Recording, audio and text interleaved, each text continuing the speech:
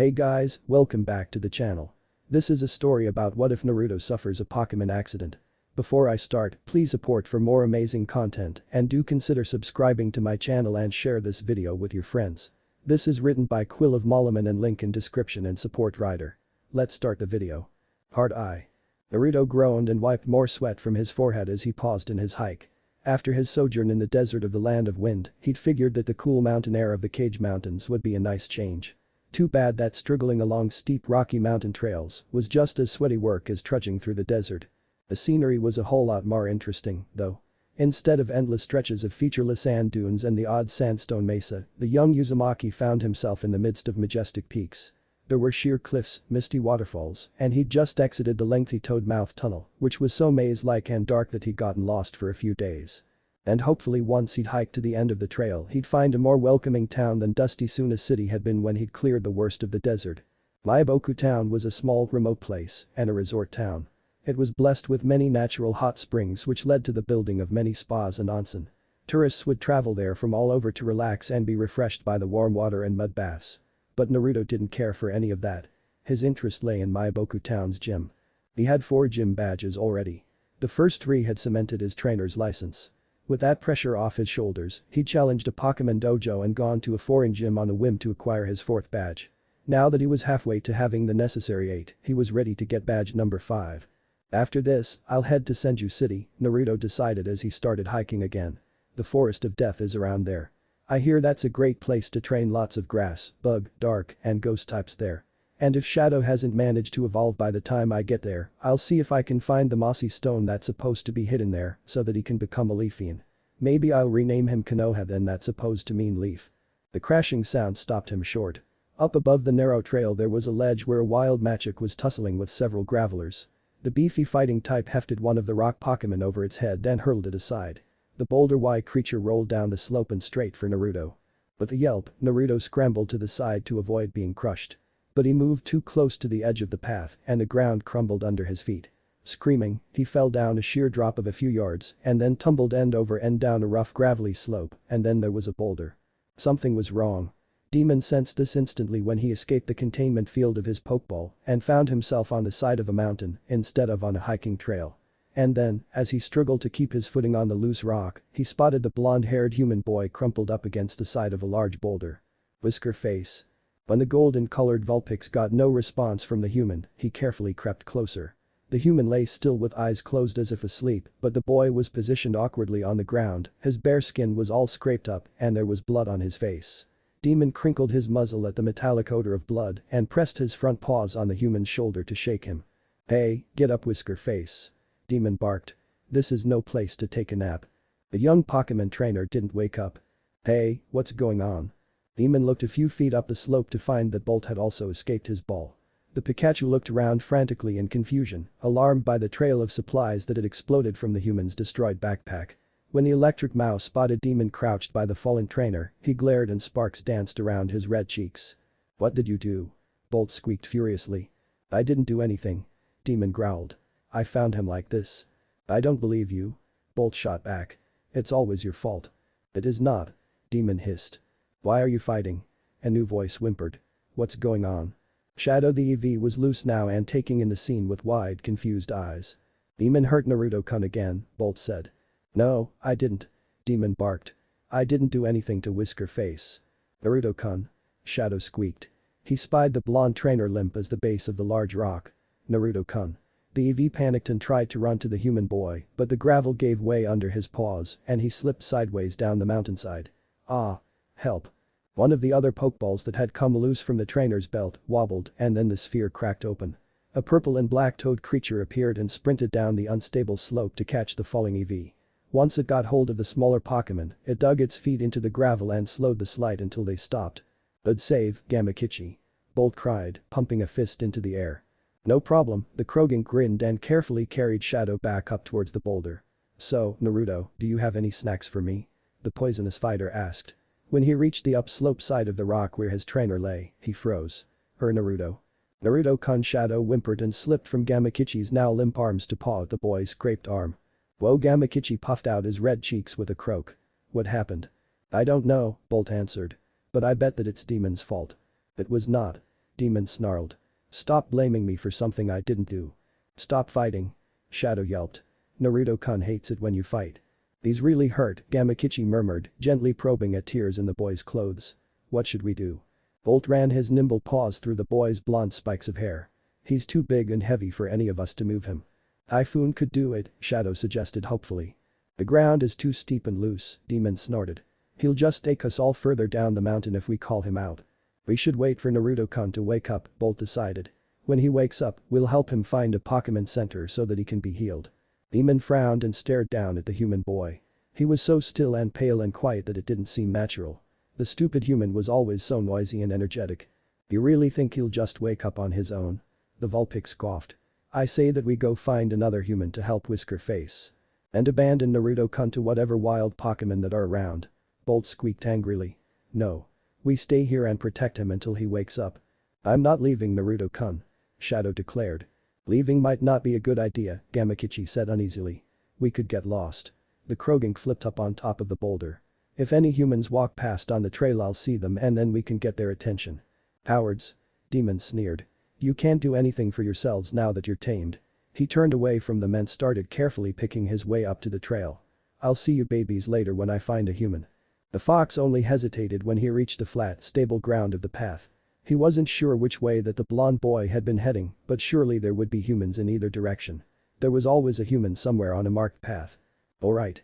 Demon took off down the trail at a gallop, his nose seeking the pungent scent of humans. Now to find a human. Minato stared out over the mountains as the sun set behind them. He loved the Cage Mountains. He'd grown up in Myaboku town and knew the cliffs and ravines around town like the back of his hand. And there were a lot of places in the mountains that were so isolated that no one knew about them.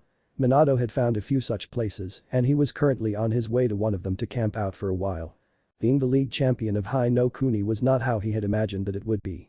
There was the respect, recognition, and knowledge that he was one of the elite Pokemon trainers in the world, but there were also a lot of obligations that went with the title. He had to participate in certain league tournaments and other official events. As one of the most skilled and respected trainers, he also was counted on to help the police in cases where criminal organizations and Pokemon were intertwined. And then there were the unwritten, unofficial obligations. People all over the country, and even outside of the country, looked up to him. If some of his fans recognized him, he couldn't just dodge them. He had to be polite and indulge them a little. There were requests for autographs and photographs, and even the occasional young punks who thought that they were the better battler, even though they hadn't bested the required 8 gyms. It had been a novel yet unnerving thing at first for awestruck strangers to approach him wherever he went. But it quickly became simply unnerving. Minato wasn't shy, but he was a private person and preferred anonymity over fame. Over the years it drove him to become as reclusive as he could, traveling to remote places and foreign countries, simply to be alone for a while. It just got so hard to stand the shining eyes of small children, and the mix of envy and admiration of other trainers, and the romantic hope and lust of young women who dreamed of winning his heart. He especially needed to escape from the female fans. Minato had never imagined that he would attract a female following upon earning his title. When he'd first started out as a trainer, he'd been so young that girls hadn't had any place in his mind. Even when he'd grown older, he hadn't given much thought to the consequences of achieving his dream. All that was on his mind was Pokemon and how to be better. Maybe that was my mistake, he brooded as the vanishing sun created the illusion that the mountains were on fire. I only focused on what I wanted in the future, not what the future would actually be like. I never paid enough attention to the present. If only I had. If only. A sting of a light static shock jolted him from his grim thoughts, and he blinked, finding Kiroi sitting on the ground in front of him. Sorry, he sighed. Was I looking too gloomy? The Raichu slowly climbed into his lap.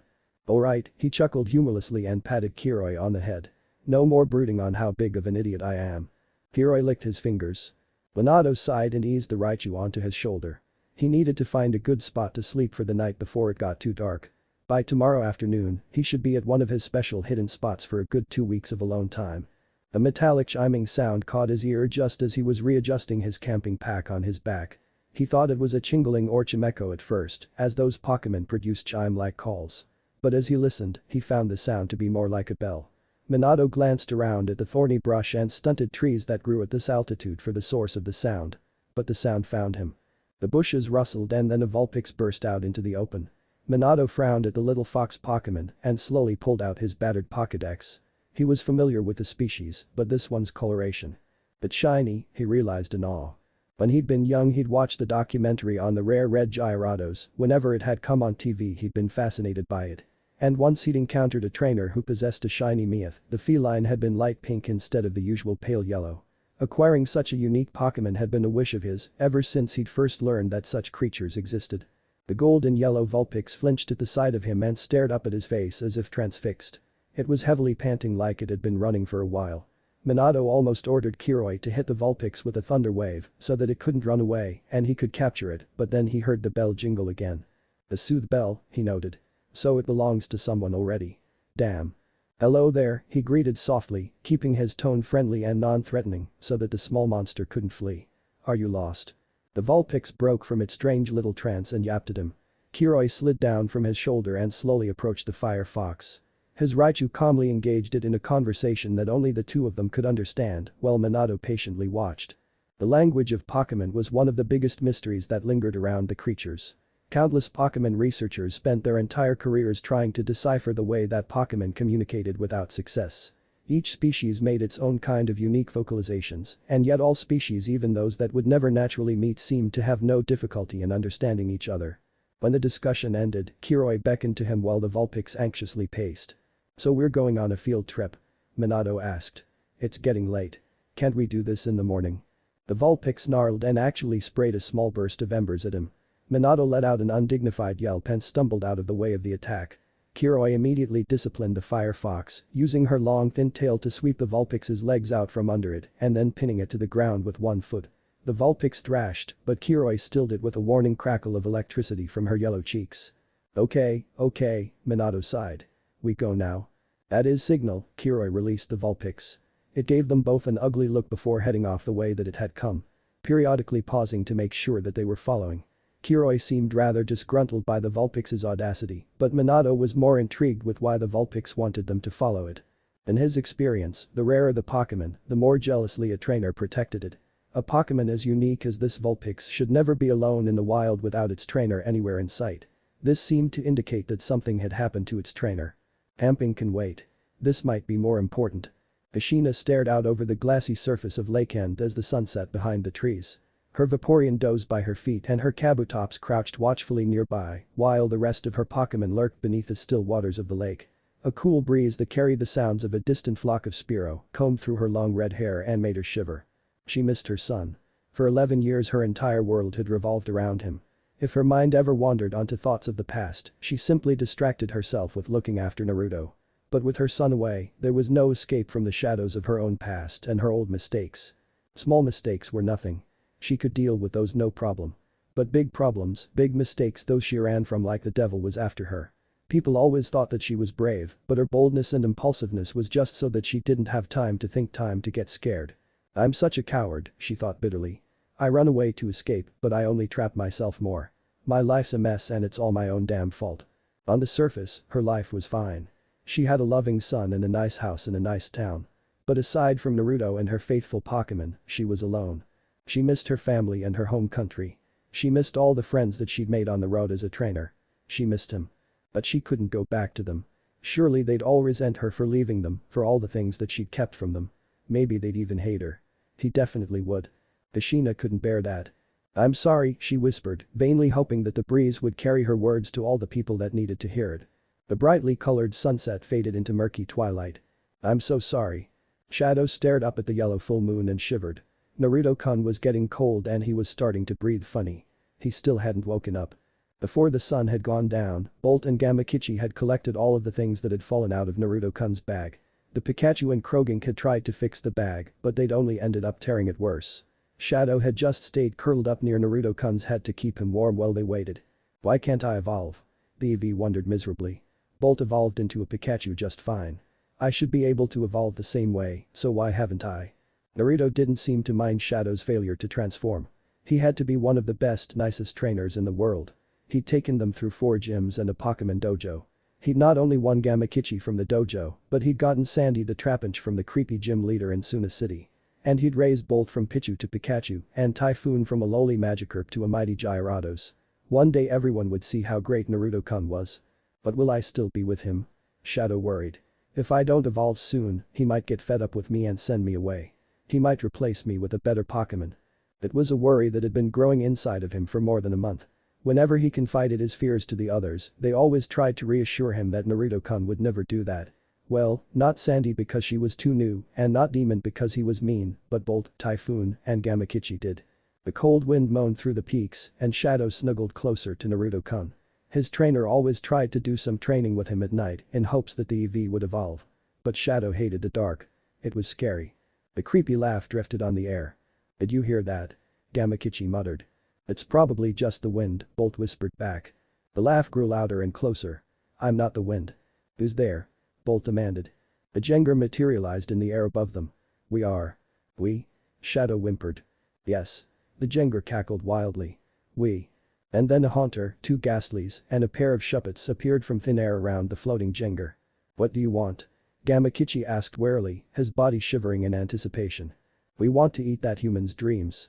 The Jengar laughed madly. "Move aside and maybe we'll leave you alone." "But Naruto-kun is hurt," Bolt squeaked angrily. "You can't eat his dreams." "You could kill him," Gamakichi growled. "We don't care."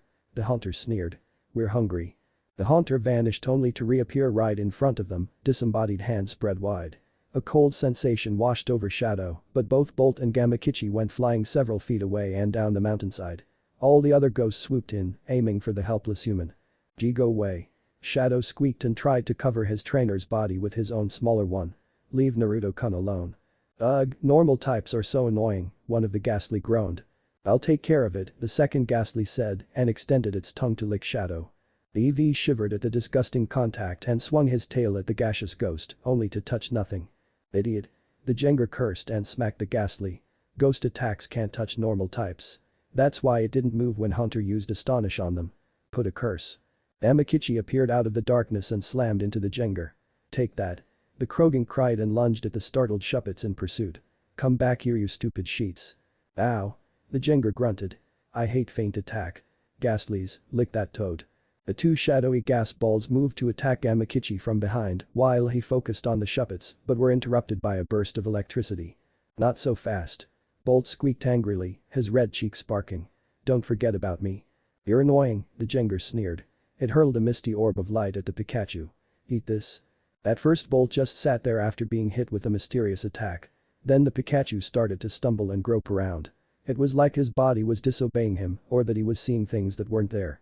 "Oh no." Shadow trembled. It confused him. "Arg." The EV flinched at the Krogan's cry and turned to find the poisonous fighter trembling in paralysis. Gamakichi had battered both Shuppets into submission and badly damaged one of the Ghastly. But the second Ghastly had landed a good lick and now he couldn't move. "Heh," the Jengar chuckled. "Now that those 2 annoyances are taken care of, let's eat." The Jengar, Haunter, and 2 Ghastly crowded around the fallen boy, brushing Shadow aside with their cold presences. They started drawing hazy streams of energy from the human. Naruto-kun's breathing got even worse and he started to moan and cry. "Stop it." Shadow cried and threw himself between the ghosts and his trainer. "You're killing him." "We don't care, you fluffy rat." The Haunter snarled. "Move out of the way or one of the Ghastly will curse you." The Jengar threatened. Shadow trembled in fear. Bolt was still staggering around in confusion. And Gamakichi was still frozen in paralysis. "And no," Shadow gulped. I'm not moving. I won't let you hurt Naruto-kun." The Jengar drifted down to the ground and strolled right up to Shadow with a sinister grin. "Too bad. Curse him." A healthier Ghastly loomed over him with a wicked toothy grin. "I can't run away." The ghost generated a large nail and prepared to drive it into itself to lay the curse. "I have to do something." The moon was big and full and bright. "I have to protect Naruto-kun." The EV started to glow, giving the ghosts pause. Then the little monster's silhouette began to change and expand. When the aura of blinding light disappeared, a very different creature crouched there. It was sleek and black and 3 times the size that it had been. Yellow rings were on its shoulders, hips, forehead, ears, and tail, which glowed faintly in the moonlight.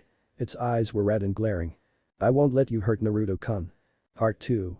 Minato peered through the darkness as he and Kiroi picked their way along a treacherous rocky path that hugged a mountainside after the strangely colored Vulpix.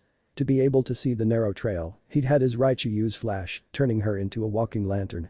The circle of light cast by her glowing cheeks barely reached far enough out to keep the Vulpix in view as it impatiently pranced ahead of them, leading them ever further down the road. "This stretch of trail is dangerous, even in full daylight," Minato frowned. Perhaps the Vulpix's trainer walked too close to the edge or part of the trail collapsed.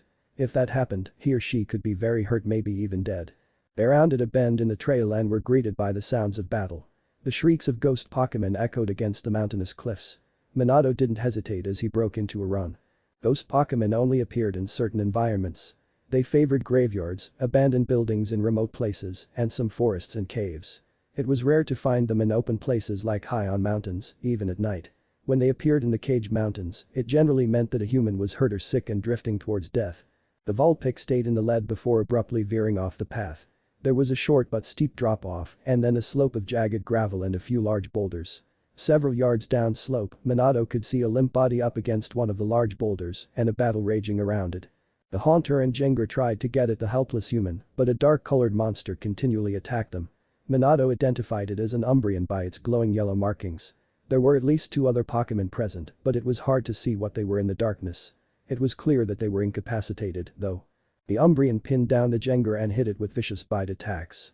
The Haunter tried to attack the dark Pokémon from behind, but the Vulpix intervened with a burning hot flamethrower strike. The ghost howled in pain and shock and faded away as it fled in a panic. "Kiroi," Minato said quietly, "hit that Jengar with a Volt Tackle." The Raichu's flash cancelled, leaving Minato in darkness as Kiroi sprinted down the mountainside shrouded in crackling lightning. She collided with the Jengar, electrocuting it as it was knocked down the mountain. The ghost knew that it was outmatched and quickly faded from the scene. "Kiroi, another flash please." There was a burst of blinding light which tapered off into the soft illuminating glow that he wanted. With the area properly lit, Minato could see the hurt trainer and his Pokémon much better. The boy was young, wounded, and unconscious. His 2 other loose Pokémon were a paralyzed Krogink and a Pikachu still trapped in the throes of confusion. Minato sighed and unleashed his Venusaur. "Hana, tie me off, I'm going down there." The Venusaur obediently wrapped a pair of her vines around his waist and eased him down the slippery mountainside to the boulder. He paused on his way to the boy to treat the Krogink's paralysis with a medicinal spray. The Vulpix took care of the Pikachu's confusion by smacking it in the face with its 6 curled tails until the yellow mouse returned to reality. Upon reaching the boy, Minato carefully evaluated his injuries. He was no doctor, but he knew enough first aid to make a decent assessment of the young trainer's condition. The boy definitely had a head injury. His continued unconscious state and the dried blood caked on his face and scalp were clear signs of that. His ragged breathing could indicate cracked or broken ribs, maybe even a partially collapsed lung. And his left wrist was swollen, either sprained or broken. There were superficial scrapes all over the exposed bits of his skin, and there were some impressive tears in his clothes, too. "Poor kid," Minato muttered. "You had a nasty fall, didn't you?" The boy didn't reply, of course. Minato found the boy's bag, the zipper torn and destroyed, and looked through it for some identification. The trainer's Pokémon had probably tried to fix it while they'd waited for help, which left the bag's contents a mess. He found basic supplies, a good stock of berries, 2 used Pokeballs, and a handful of empty Pokeballs and Great Balls. In the very bottom, he found the trainer's Pokédex. Opening the device, Minato found the small screen cracked and dark. No matter what he did, he couldn't get it to turn on. Without it, he had no way of identifying the boy. The cold chill seeped over his skin, and Minato looked over his shoulder to find the hunter diving at him. This ghost had less sense than the Jengar and still wanted a piece of its prey. Now that it was over the shock of the flamethrower, it was back in a rage. The Umbreon lunged through the darkness in a feint attack and intercepted the hunter moments before it reached Minato and the unconscious boy. The ghost shrieked, but tried to attack again, reaching out with a floating disconnected hand. Out of pure reflex, Minato hurled the nearest Pokeball, one of the boy's Great Balls, at the hunter. Just as the hunter was being sucked into the ball, the Umbreon hit it with a pursuit attack, the move doing double the damage it normally did. The air was tense as the sphere sealed shut and tumbled several feet down the slope until the Krogink caught it. The blue ball twitched in the Toad Pokémon's hands, the button glowing red. Then the sphere stilled and the light went out. "Phew," Minato sighed. "That was unexpected." The Krogink glared at the Great Ball and made as if to throw it, and the hunter inside away. "No, no, no, don't do that." Minato beckoned to the fighting Toad. "Bring it here." Under normal circumstances, the Great Ball, which was registered to the boy, would have been teleported away by satellites after the containment field of the ball stabilized and the hunter was trapped. But because the boy's Pokédex was broken, it couldn't detect that the boy now possessed 7 Pokémon on his person. 1 more than was legally allowed. Until his Pokédex was repaired, the hunter wouldn't be going anywhere. Now that the threat was past, the mystery trainer's Pokémon had the time to study Minato, the strange human in their midst. The Pikachu and Umbreon watched him tensely, while the Vulpix didn't seem to care. The Krogink stared uncertainly at him for a minute before approaching him. Minato gently took the Great Ball from the purple Toad. I know that this hunter hurt your master, but he's one of you now. Would your master like it if you threw him away?" The Kroging puffed up its red cheeks and looked away under the gentle reprimand. "Alright, now let's get your poor master out of here." Minato put the great bowl into the boy's bag and looked back up the mountainside. Hana, more vines. His Venusaur produced more vines, and Minato arranged them so that they would pull the boy and his ruined bag back up to the path. Once Minato had that accomplished, he had Hana lash the boy to her shoulders so that he wouldn't slide off. With a little coaxing, he got all of the kids' Pokemon back into their balls. "Okay, Kiroi, light the way," Minato instructed. "Hana, let's head home." Minato yawned as he stepped out of Maiboku Town's Pokemon Center. He'd walked all night and arrived back in town early in the morning. After he'd dropped the boy, who'd remained unconscious, at the hospital, he'd brought the young trainer's Pokemon to the center to be cared for until the boy had recovered. Now there was one more thing he had to do before he could retreat to his half-uncle's home and get some sleep. He made his way to a small electronics shop and waited at the counter for the owner to appear. With the boy's Pokédex broken, there was no way to know who he was or discover his next of kin to let them know that the kid was in the hospital. Getting the device repaired was very important. "Ah, Minato-san, what a pleasant surprise." A gray-haired man with thick glasses greeted as he appeared from a back room. "You look a bit tired." "I am," Minato smiled politely. He removed the damaged Pokédex from his pocket and placed it on the counter. "Could you fix this for me?" The older man carefully examined the device before nodding. "Yes, this I can fix." "It's not yours, is it?" "No," Minato replied. "It belongs to a young trainer who fell from one of the more dangerous trails outside of town and is out cold in the hospital. I need to get his information so that I can notify his family." "I see," the man nodded gravely. "It'll be a while before I can repair it. I'm really backed up in my repair work. But I can retrieve the information that you need from it in a few minutes." "That would be great," Minato smiled tiredly. The repairman took the Pokédex into the back. "It should just be a few minutes." Leaning heavily against the counter, Minato settled in to wait. Admittedly, he was very curious about the mysterious boy. When a nurse in the hospital had cleaned the blood from the boy's head, he'd been startled at how eerily the kid had resembled himself at the same age. The boy could have doubled for his son if he'd had one. And when he'd been transporting the boy to town, he'd noticed the kid's collection of gym badges. One of the badges he didn't recognize, some kind of stylized Herglasso, it had to be from another country, as he knew all the badges that could be obtained in Fire Country. The other 3 badges he did know. There was the mirror-like copy badge, the rainbow flower of the illusion badge, and the flaming fist of the fire will badge. "So he's met Asuma, Kurenai, and Kakashi." Minato drummed his fingertips on the countertop. "That reminds me, Kakashi keeps leaving messages on my capital city apartment answering machine. I really need to remember to call him back and see what he wants." "Here we are," the repairman declared as he returned with a computer printout. "I should get that Pokédex fixed in a week at the very latest. I hope that kid will be okay. The doctors are sure that he'll recover just fine," Minato said as he took the paper. "Thank you." Information in hand, Minato left the shop and headed home. Although he'd been given an apartment in capital city as the league champion, home would always be his uncle's house in Maiboku Town. When he'd been very young, his father had drowned when his fishing boat sank in a terrible storm.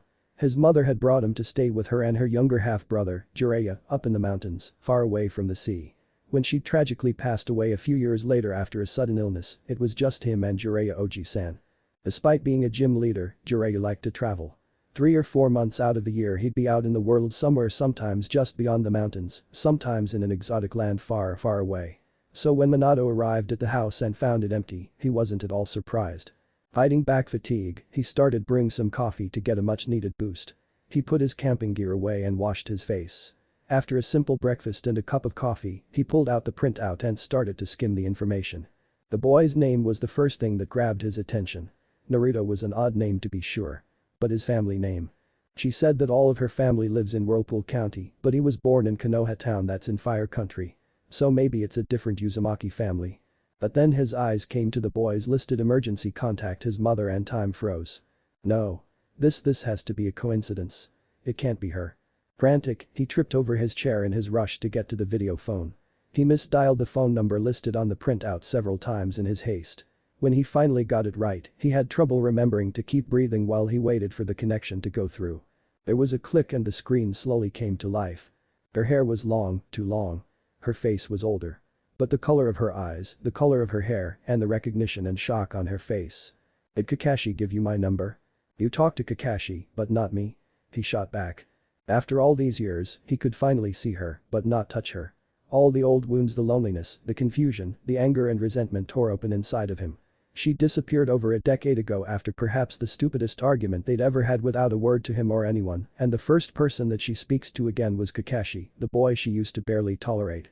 "He got my number and called me first," she replied defensively. "How did you get my number?" Her face was pale and drawn. She was guarded. It was like she was afraid of him. She rarely ever showed that she was afraid of anything, and she'd never been afraid of him before. It made him feel sick. "I got it from a broken Pokédex."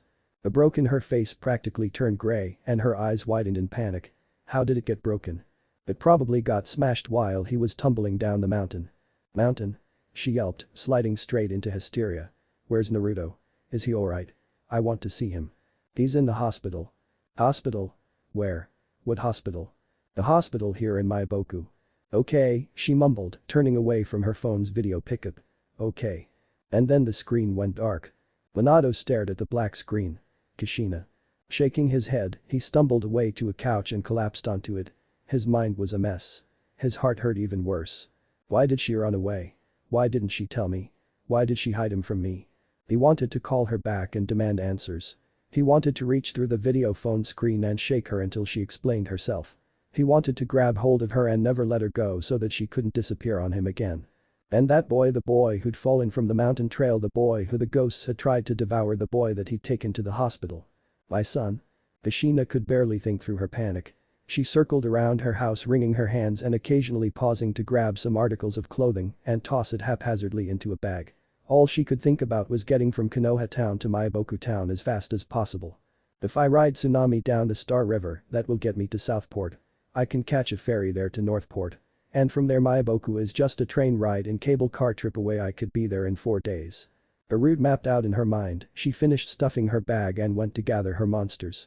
She made a few quick phone calls to cancel plans, take time off from her part-time job at the professor's place, and arrange for a neighbor to take care of her berry plants. And then she was out the door, barely remembering to lock it behind her. She didn't think how she was running right into everything that she'd been hiding from for so long.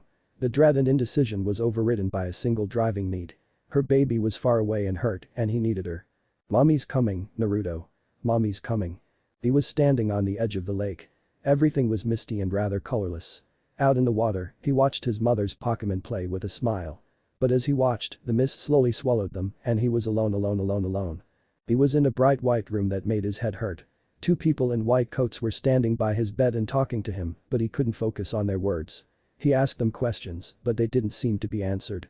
His chest hurt and it was hard to breathe. He was in the woods outside his house and walking. He wasn't sure where he was going or why, he just kept walking. And then Demon was there and running away from him. He gave chase, but Demon just got faster and faster. He couldn't breathe and it felt like cold hands were reaching into his body and sapping his strength. He was in a bright white room that made his head hurt. A woman in a white dress was standing by his bed and talking to him, but his mind kept wandering to Gravelers for some reason. She offered him food, but he felt too queasy to eat much of it. His chest hurt and it was hard to breathe. He was walking in the mountains and it was dark. Rocks fell all around him, then Geodudes, then Gravelers. He was crushed and trapped, and all his monsters were driven away by the rain of rocks. And then the rocks stopped falling and shadowy tentacles reached for him. They were icy cold and he felt weaker and weaker. He was dying. He was in a dark room and he couldn't breathe. A shadowy figure that he couldn't really see caught him by the shoulders and eased him back down against the bed. He was frightened and cried out for his mother, but she didn't come. The shadowy person stroked his hair gently and whispered kindly to him. "Go to sleep, son. Your mother will be here soon." And he slept. Sunlight stabbed at his eyelids, and Naruto groaned. He tried to move to escape it, but a sharp pain in his left side kept him from squirming away. Blinking, he found himself in a strange bed in a sterile white room that smelled like nasty medicine. He was wearing strange pajamas, and he had no idea where his stuff was or where he was, for that matter. He tried to remember what might have led him to end up in this hospital sort of place, but aside from a bunch of really weird bits of dreams, he really couldn't recall how he'd ended up here. "Good morning." Naruto turned his head to find a smiling woman in a white uniform entering the room. "Hi," he greeted warily. "Where am I?" "You're in Maiboku Hospital," the nurse cheerfully informed him. "How are you feeling?" "Okay, I guess," Naruto muttered. "It hurts to breathe too deeply." "Well, that's normal for bruised ribs. The pain will be gone once they've healed," the woman assured him. "Does anything else hurt?" "No, not really," Naruto replied. "How'd I get here?" The traveler found you off a dangerous hiking trail and brought you here, the nurse told him. It was very lucky for you that he found you. With your injuries, there was no way you would have made it in on your own. In addition to your ribs, you sprained your wrist and suffered a very nasty concussion. Naruto rubbed at his scarred cheek. Who found me? I don't know, the woman shrugged. I wasn't on shift when you came in. Maybe one of the doctors knows. Would you like some breakfast? Yeah, Naruto nodded, but before the nurse left to get him some he had one more question. How long have I been here? Almost 4 days, she told him. 4 days? Naruto frowned and studied the bandages wrapped around his left forearm. That long? I wonder how much longer I'm going to be stuck here. And where are my Pokemon? Part 3. Minato sat on the front steps of his uncle's house and sighed. 4 days of stewing on what he'd learned hadn't cleared his head any. If anything, he was more upset and confused. He just looked outwardly calmer. He tried calling her a few times each day, but all he got was her answering machine. Once she knew where Naruto was, she'd probably called the hospital and found out all that she needed to know. She had no need to talk to him anymore and was probably ignoring him. For the millionth time he reviewed their breakup, which he hadn't realized was a breakup at the time. She'd seemed off for weeks beforehand, always cranky and fighting off some kind of virus. And then, that night, she'd gotten all nasty about a girl that had flirted with him and passed him a love note with her phone number. It was stupid, he hadn't been the least bit interested in the girl, but Kushina kept snapping at him and pushing his buttons until it flared up into a full-blown argument. With a few nasty parting shots, she stormed off and he went to bed in their hotel room. They had argued before and sometimes she would get mad enough to leave. But once she cooled down, she always came back. She rarely ever apologized when it was her fault, but she would act apologetic and that would be enough. Once or twice she'd been gone for days before turning up again. So he hadn't thought that anything was unusual until she didn't turn up when he'd made his challenge to Fire Country's reigning league champion, Hiruzen Sarutobi. He couldn't imagine that she'd still be mad enough to have missed out on that fight. But all throughout the celebrations of his victory he never once caught a glimpse of her fiery red hair anywhere.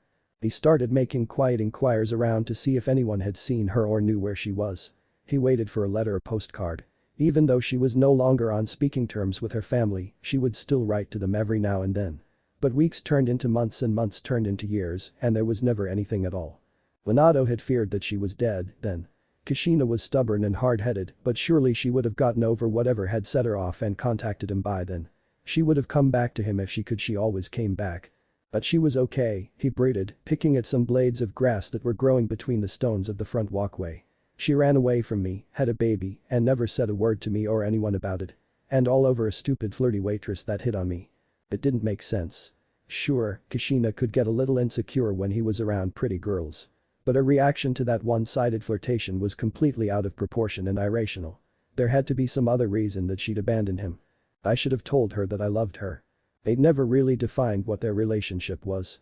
He never knew when it changed until long after it had. At first she was just some unwanted tag-along that he couldn't shake. Then somewhere along the way she became a trusted friend and companion. And then somehow, for a short while, she was a lover. Maybe if she knew she wouldn't have run away. Or she would have come back. He ran out of blades of grass in easy reach inside. Or maybe she would have run off sooner. The shadow fell over him. Where's the hospital? He started at the voice and jerked his head up to find Kushina. She came here. She looked pale and tired. Her red hair, which was even longer than he thought it had been, was pulled in a loose ponytail and the barrette that kept her bangs out of her face was almost falling out of her hair. There were shadows under her eyes, like she'd barely slept. A duffel bag hung haphazardly from her shoulder. To have arrived so quickly, she must have left right after getting his phone call. Where is the hospital? She demanded, her face stony. His brain was too frazzled to respond. She was actually here, not behind a screen and miles away. He could touch her if he wanted to. All he had to do was. She grabbed him by the hair and pulled. Where is the hospital? Ow. Ow. Okay, I'll take you, he yelped. Do it then, she growled and released her painful grip. Okay, he gulped and, after taking her bag and tossing it inside the house, he headed for the hospital. They walked side by side in silence towards the hospital on the opposite side of the resort town. Normally he wouldn't mind, but she would be bothered by the quiet and find something to talk about. Now the roles were reversed. She didn't seem to have anything to say, but he couldn't stand the silence. Why did you leave? He asked quietly. Her eyes were fixed straight ahead. I don't want to talk about it right now. Well, when are we going to talk about it? He demanded. She didn't answer. Minato clenched his teeth and grabbed her arm, forcing her to stop with him. When are we going to talk about it? Not right now, she ground out. Now take me to the hospital or I'll find someone else who will. He glared at her, but let go of her arm and continued on to the hospital building. Why didn't you get in touch with me? She didn't respond. Why didn't you tell me about Naruto? Still nothing.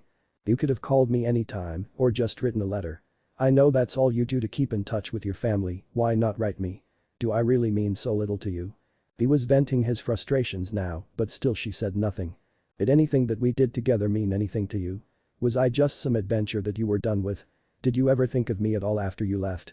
She still had no reaction and he wondered if she was hearing anything that he was saying. He threw all sorts of sharp questions and bitter comments at her, trying to get a response, as well as releasing everything that he'd bottled up. He tried to get her talking with meaningless questions, like why had she decided to grow out her hair after keeping it so short for so long. But she just followed his lead in uncharacteristic stoic silence. I waited for you, he sighed as the hospital building came into sight at last. I didn't know that anything was wrong, so I just waited for you to come back. And when you didn't come back, I started looking for you, but I never found you. I waited for phone calls or letters that didn't come. His chest felt uncomfortably tight. I missed you. Did you miss me at all?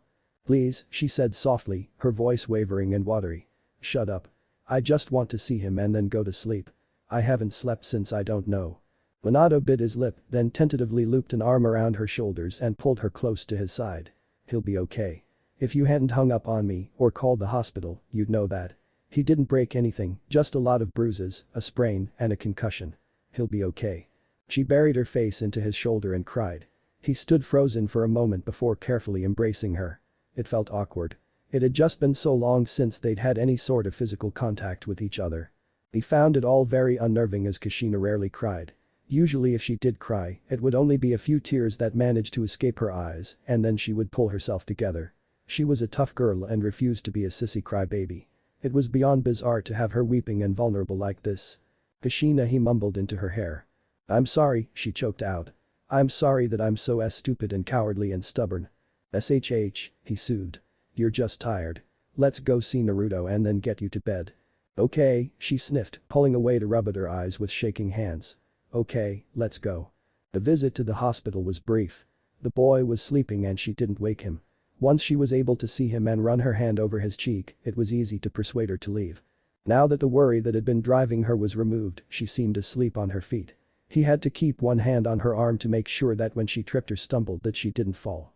When he brought her to his bedroom in his uncle's house, he was sure that she was asleep before she was completely on the bed. Minato sighed and pulled her shoes off. What am I going to do with you? Being asleep, she didn't answer him. But the question still remained. Should he forgive her? Or should he just walk away? She'd run off with no warning and left him to worry for years. She had never told him about Naruto and he had to wonder if she ever was going to tell him. And so he'd missed everything: the boy's birth, his first smile, first words, first steps, first everything, and not even known that he'd had anything to miss. And yet he was so relieved to see her again. To see that she was alright and not hurt or dead somewhere. She was with him again, if only for a little while, and the sense that he was missing something, or, in this case, someone important that had been nagging at him for forever was gone. Now that she was here, he could get answers. He really should wash his hands of her, but the idea made him squirm and he simply couldn't decide what really wanted. I need to clear my head. Sighing, he tucked her in and left the house for the Pokemon Center. I need to swap out Kyuubi for Kirin. A good ride should help me. When Kushina woke up, it took her a while to realize where she was. Sleep had been all but impossible on the way to Maiboku town. Every time she tried to close her eyes, her imagination would throw horrible images at her: Naruto hurt, broken, bleeding, and she would be forced awake to escape them. Almost 4 straight days with no sleep left her brain fuzzy, her thoughts clouded, and her recollections of her trip hazy at best. But now that sleep had refreshed her brain, she could figure out where she was and review all that she'd done on her way to here. She was obviously in Minato's old room in Jireya's house. It was still a little boy's room with sun-faded posters taped to the walls, a small bed with Pokeball patterned sheets, and shelves lined with dusty books and kitty collectibles. Once Minato left to train Pokemon, he wasn't living in this room anymore and evolving it with him as he grew up. And Jireya was no interior decorator, not that he was around enough to bother with the room anyway, so the room was left as Minato had left it when he started on his journey. What she'd done to land herself here made her cringe. I mean to him. I give him the silent treatment. Then I cry all over him. And then there's all the stuff I didn't tell him, not to mention ditching him in the first place. She buried her face in her hands and groaned.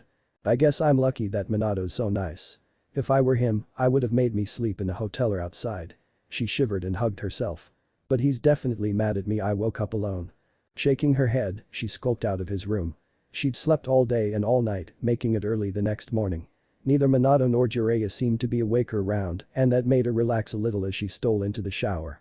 Of course, in her haste to pack and get to Mayaboku, she hadn't packed any toiletries, so she was stuck using Jiraiya's supplies. At least with his long hair, he has good shampoo and conditioner. She smirked slightly as she washed. I'm sure that his hair is still longer than mine. Clean and in fresh clothes, she headed down the stairs to face the music or whatever he was going to make her face. Minato was passed out on the living room couch. It looked like he'd spent the whole night there instead of sleeping with her or in Jiraiya's room. When she crept up to him, she found that he smelled like smoke. He hasn't picked up smoking, has he? She frowned at that thought. I'll kick his butt if he has, because then Naruto will want to, too. The faint orange glow that had nothing to do with the rising sun brought her attention to the front window. Peeking outside, she found Kirin the Rapidash placidly grazing on the front lawn, a bridle and reins still fastened to her head. She wore no saddle as Minato always rode her bareback. A saddle was just too big and bulky to carry on the road and a pain to remove for using her in battle, so he'd never used one. Oh, he just went riding. Anju and Rapidash seemed impossible to ride because of their flaming manes and tails, but if the fire horses trusted you, their fires wouldn't cause burns. It was an eerie experience to ride one and have the fire blow in your face, but only feel warm instead of searing hot. But long rides still left the human rider smelling like smoke. Kushina took a minute to finger Minato's hair before slipping into the kitchen. It was filled with bachelor food, frozen dinners and anything that was instant. But she did find some milk that was still good, non-moldy bread, eggs, and bacon. So she started making breakfast for two. If Jiraiya was around, he'd have to make his own breakfast.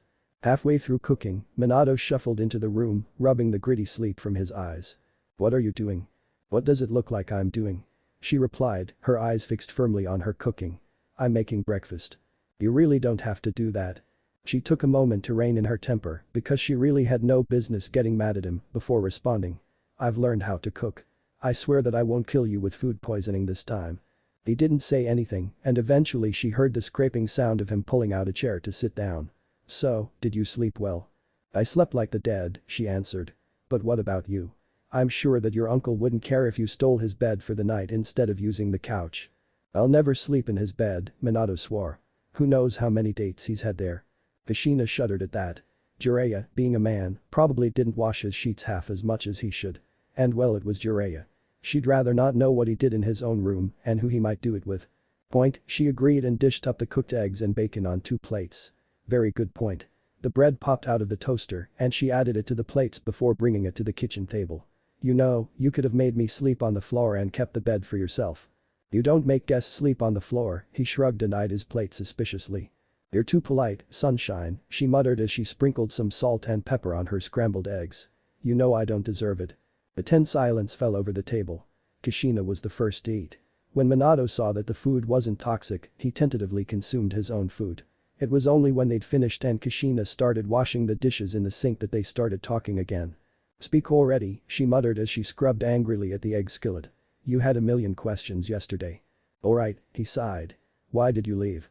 I got scared, she mumbled. You were close to achieving your dream and getting famous. I was barely 20 and that morning I just found out that I was pregnant. I was a basket case and I just used that argument as an excuse to run. Of course I couldn't outrun this problem. It just went with me wherever I ran. You thought of him as a problem? At the time, yes I did, she nodded slowly. A baby was the last thing that I wanted or was ready for. I didn't know anything about babies. I was scared out of my mind. You didn't have to keep him. She shot him a glare. I'm going to pretend that you didn't say that. The blonde man flinched at her look. Yeah, were you ever going to tell me about him? I really don't know, she said, dropping her eyes into the soapy sink. What sort of answer is that? He demanded sharply. It's my answer, she shot back. When Naruto was born, all I could think about was how to take care of him and not royally screw it up. He was 3 years old when I finally had enough time to myself to think about other things. I was afraid that I'd waited too long, that you would be angry with me for not letting you know what was going on right away. She turned completely away from him, unable to look him in the face. I could never make up my mind on what I should do. So I did nothing. I was afraid that you'd hate me. He stayed silent for what felt like forever. Does he know anything about me? Nothing beyond what he's seen on TV, she replied quietly. I could never think of any way to explain myself. I could never decide what to tell him. So I never gave any details about my old adventures or any of the people that I used to run with. And I just didn't want to remember. I see. His voice was cold and she shivered. I'm going to go take a shower. You go do what you want. That's what you always do. Kushina didn't dare move until he'd vanished upstairs to take his shower. When she heard the faint sound of the bathroom door closing, she hurried out of Jiraiya's house. She paused only long enough to pet Kirin before she hurried off to the hospital in Naruto. He hates me. She rubbed at her stinging eyes. And I have only myself to blame. Not even an icy blast of water in the shower helped cool Minato's raging emotions. He was feeling so much it was hard to sort out all the different emotions. He didn't know if he wanted to scream or cry or just curse until he lost his voice. He needed another ride. Hair still wet from the shower and his shirt sticking to his damp torso, he jogged out to his Rapidash, who was still staring down the street into town. Kushina had probably headed to the hospital to see Naruto. He clenched his jaw and approached the horned fire horse. Kirin, I need another ride. The horse Pokemon eyed him for a moment before turning so that he could climb aboard easier. Minato vaulted onto her back and immediately urged her beyond the fringes of town at high speed. Soon they were racing through the trees and down the mountain at a blistering pace. Kirin's blazing mane practically blinded him, but he didn't care. All that mattered was that he was going fast. It was no secret that he loved speed. It was probably the only reckless thing about him. He'd always loved to run or ride something fast. Jiraiya Oji-sen started jokingly referred to him as Kiroi Senku the Yellow Flash. As soon as Kushina had heard about it, she added it to her long list of nicknames for him. And it just spread from there. Now it was something of an unofficial title tacked onto his name, as many of his battles were over quickly and decisively. She never told me she never told him, and all because she was afraid and indecisive. Kirin tossed her head and leapt over a ravine, but the thrill of the jump was lost on him. I was right about her the first day that I ever met her, he thought bitterly. I'm cursed with the memory of her forever and ever, if only I could forget. Naruto thought that he was dreaming when he opened his eyes and found his mother sitting at his bedside. But no matter how many times he blinked, she didn't disappear. She just sat there staring out the window and looking upset. Mom? She turned to him and smiled, although it didn't seem a completely happy smile. Good morning. How are you feeling? Okay. Naruto carefully sat up to avoid making his ribs hurt. What are you doing here? She raised a red eyebrow at him. What, you don't want to see your mother anymore? No, of course I want to see you, Mom. Naruto yelped. But you came all the way out here to see me? Of course. She leaned over and gently hugged him. Why wouldn't I? I got a phone call that you were hurt and I came right over. You didn't have to, Naruto muttered in embarrassment, picking at his sheets. I'm okay. Well, I just had to see that for myself, she said and ruffled his spiky yellow hair. Now tell me, are the nurses and doctors here nice? Yeah, he nodded. Hey Mom. Do you know where my stuff is? And my Pokemon? I'm sure that the hospital staff is hanging on to your things until they release you, she answered. And your Pokemon should be waiting for you at the center. We'll go get them as soon as you get out of here. I want to meet all your little beasties in person. Okay. Naruto scratched at the back of his head. Mom, how long will you stay? As long as you need me to, she smiled. Maybe I'll even stick around to see your gym challenge. It's been a while since I've seen one of those. Naruto gulped nervously at that. Really? Relax. I'm not that scary, am I? Besides, she leaned over and kissed his scarred cheek, your poor, lonely mother needs something to do. Mom? Naruto groaned and rubbed at the spot that she'd kissed. Fine. You can watch if you want. She grinned. Aw, thank you. Naruto half grinned back and rubbed at his bandaged wrist. I just hope she doesn't embarrass me in front of the gym leader. Heart IV. When Jiraiya strolled through his front door, he was greeted with the sight of his beloved nephew sprawled out face down on the couch. It was always wonderful to get a visit from Minato, especially now that he was getting to be so reclusive, trekking off into distant wildernesses to avoid people whenever he could. But Jiraiya had never encountered the younger man in such a state. Minato. The blonde grunted, but otherwise had no reaction. Jiraiya dropped his bag by the door and walked up to him to poke him in the shoulder. You okay? I'm fine, the young man sighed, rolling over onto his side. How was your trip? It was good, Jiraiya grinned, taking a seat on the couch arm. I headed down to Southport and caught a nice cruise to another continent. You should have seen the babes on that boat. There was one chick who would have given Tsunadeheim a run for her money. The white-haired man sighed fondly at the memory. Anyway, when we reached our destination, I met this foreign gym leader. I almost thought he was you for a minute. But then the arrogant brat opened his mouth and I could tell he wasn't you at all. He called himself Volkner or something, I bet it was some kind of nickname, it sounds too stupid to be real. Have you ever heard of him before? No, Minato answered dully. Jiraiya frowned at him. Are you sure you're okay? I've just had a bad week, Minato answered. Oh? The older man prompted. I don't want to talk about it, was the blonde's response. Alright. Well, I kept my eye out for Kushina, but I didn't see anything. Minato's jaw tensed. I know where she is. Eh? Jiraiya blinked. You do? Yes, the younger man grimaced. It took a moment for Jiraiya to reorder his thoughts. Where is she?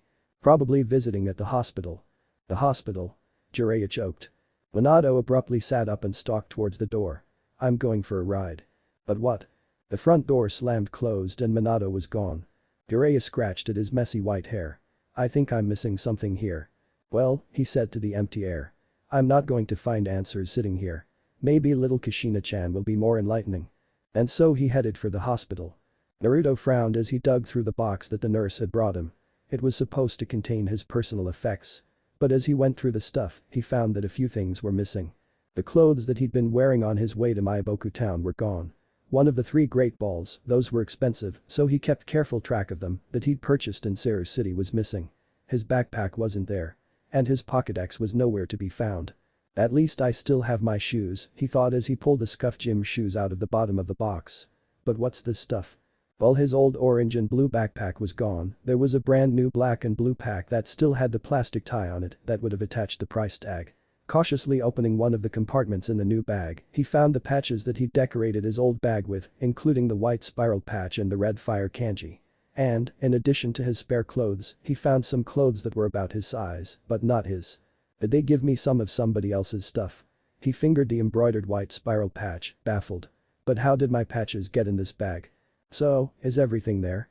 Naruto looked up from the box to find his mother returning with some papers and a bottle of pills in her hand. No, he answered. What's in the bottle? Painkillers for your ribs, she told him. What's missing?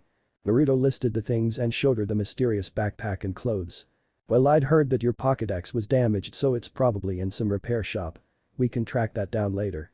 And I'm sure that your clothes and bag were destroyed in your fall from the trail, and your great ball could have been lost then. She fingered the mystery backpack. I guess this is a replacement for your old bag. And then she turned her attention to the clothes. And these are meant to replace your ruined outfit. Naruto studied the thin white hoodie sweatshirt and wrinkled his nose at it. It smells like mothballs. He probably kept it in the attic, his mother muttered, as if to herself. The boy frowned. Let's get you out of these hospital pajamas, she smiled, firmly changing the subject. It hurt to raise his arms too high or bend over all the way, so she had to help him like he was some little baby that couldn't dress himself. She tried to get him into one of his spare outfits, but frowned at what she saw when she finished. You've been growing, she remarked. This stuff doesn't really fit anymore. How have your shoes been feeling? Fine, he answered. Not too tight or anything. We can wait to get shoes a bit later, but we'll have to find you some more clothes. No, Naruto moaned as his mother carefully peeled the t-shirt off. I hate shopping. Too bad. It's a necessary evil, she sighed and grabbed the mothball-smelling mystery clothes. Let's see how these fit. Naruto grimaced, but let his mother put the clothes on him. The clothes were at least one size bigger than his usual clothes, so they fit better. They were even a little baggy on him. But they were so boring. There was no orange at all, just khaki pants, a blue t-shirt, and a white hoodie with thin blue stripes down the arms. And it all smelled musty and mothball. Why? That fits nice, she smiled. I don't like it, he pouted. I look stupid. No, you don't. She pulled his fingerless gloves and goggles out of the box. Look, you still have these. No damage, your goggles didn't crack. Naruto put the goggles up on his forehead to help keep his bangs out of his eyes. He put the right glove on, but stuck the left one in his pocket. His left wrist wasn't wrapped in bandages anymore, but he had to wear a black leather and plastic brace to keep it from moving until the sprain healed. There. His mother gave him an appraising look and nodded at what she found. You look very handsome. Now let's get out of here and find your monsters. Yeah, Naruto eagerly agreed. His mother loaded his stuff into the new bag and then he shuffled after her through the hospital hallways and out into the bright sunlight. She led the way to the Pokémon Center, carrying the bag for him so he wouldn't aggravate his sore ribs. But they had barely gone a block before their trek was interrupted. Kushina-chan. She stopped short and looked over her shoulder at a towering man with long white hair and red lines tattooed vertically down his cheeks. He was an older guy and made himself even taller with old-style wooden platform sandals. The man also favored older-style clothes, drab green clothes and red hoary-like vest which made the guy look like some crazy mountain man hermit. Yes, Jiraiya, she sighed. You grew out your hair. The man sputtered in disbelief. Naruto tugged on the sleeve of his mother's yellowish leather jacket. You know this guy, Mom? Mom? The man yelped, his eyes immediately darting down to Naruto. And then his face paled and his jaw dropped. After a long stare that made Naruto squirm, the white-haired jerked his eyes back to his mother. You slept with him. Why don't you just shout that from the rooftops? She muttered bitterly back at the man. But you and he and… I'm back when you have something intelligible to say to me, his mother grumbled and took Naruto by his uninjured hand. In the meantime, we have things to do. The strange white-haired man kept sputtered as the two of them continued on for several blocks towards the Pokemon Center. Mom, who was that guy? Naruto asked curiously. That was Jiraiya, she muttered tensely. He's the gym leader here. He was off on vacation, but I guess he's back now. You know this gym leader, too? Yes, his mother nodded. Naruto tilted his head curiously. How many gym leaders do you know? A few others, she answered. It's been a while since I was on the road so I don't know how many of the gym leaders that I challenged are still at it. Tsunade and Orochimaru for sure, but as for the rest I don't know. Oh. The rest of their walk to the Pokemon Center was uneventful, if a bit slow. It took a little while to get the attendants at the counter to retrieve his Pokemon as he didn't have his Pokédex to prove his identity and he wasn't the person who had them checked in. But eventually he was brought a tray with all 6 Pokeballs on it and his missing Great Ball. Picking up the blue and white sphere, it felt slightly heavier, indicating that there was something in it.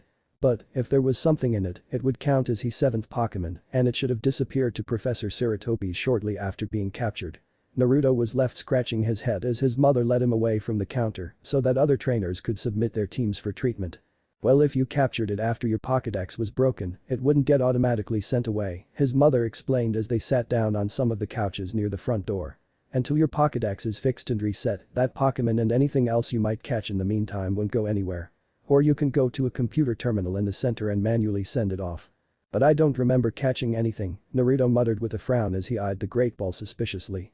I barely remember falling off the trail. That could be a side effect of your concussion, she mused. Maybe if you let it out and see what it is, you'll remember. Maybe, he muttered dubiously. Well, I want to see all your beasties, his mother grinned. Seeing them on a video phone is one thing. Seeing them in person is so much better. Okay, Naruto eagerly agreed. Naruto. The blonde boy turned his head and saw a familiar girl. Sakura-chan. He blinked. You cut your hair? Yeah, she winced and self-consciously brushed at her now shoulder-length pink hair. I got something really sticky in it that I could get out, so I had to cut it. It looks nice, Naruto decided. Your hair always looks nice. Girls like lots of compliments, right? The girl wrinkled her nose. Thanks, I guess. She did a double take when she spied his mother sitting next to him. Mrs. Uzumaki. I'm not married, the red-haired woman sighed tiredly. I've told you that dozens of times, Sakura. I'm Miss Uzumaki or Uzumaki-san or Kushina-san, never Mrs. Uzumaki. Sorry, Sakura squeaked in embarrassment. Your mother is here, dope. Sasuke snorted, appearing behind the pink-haired girl. And what happened to your face?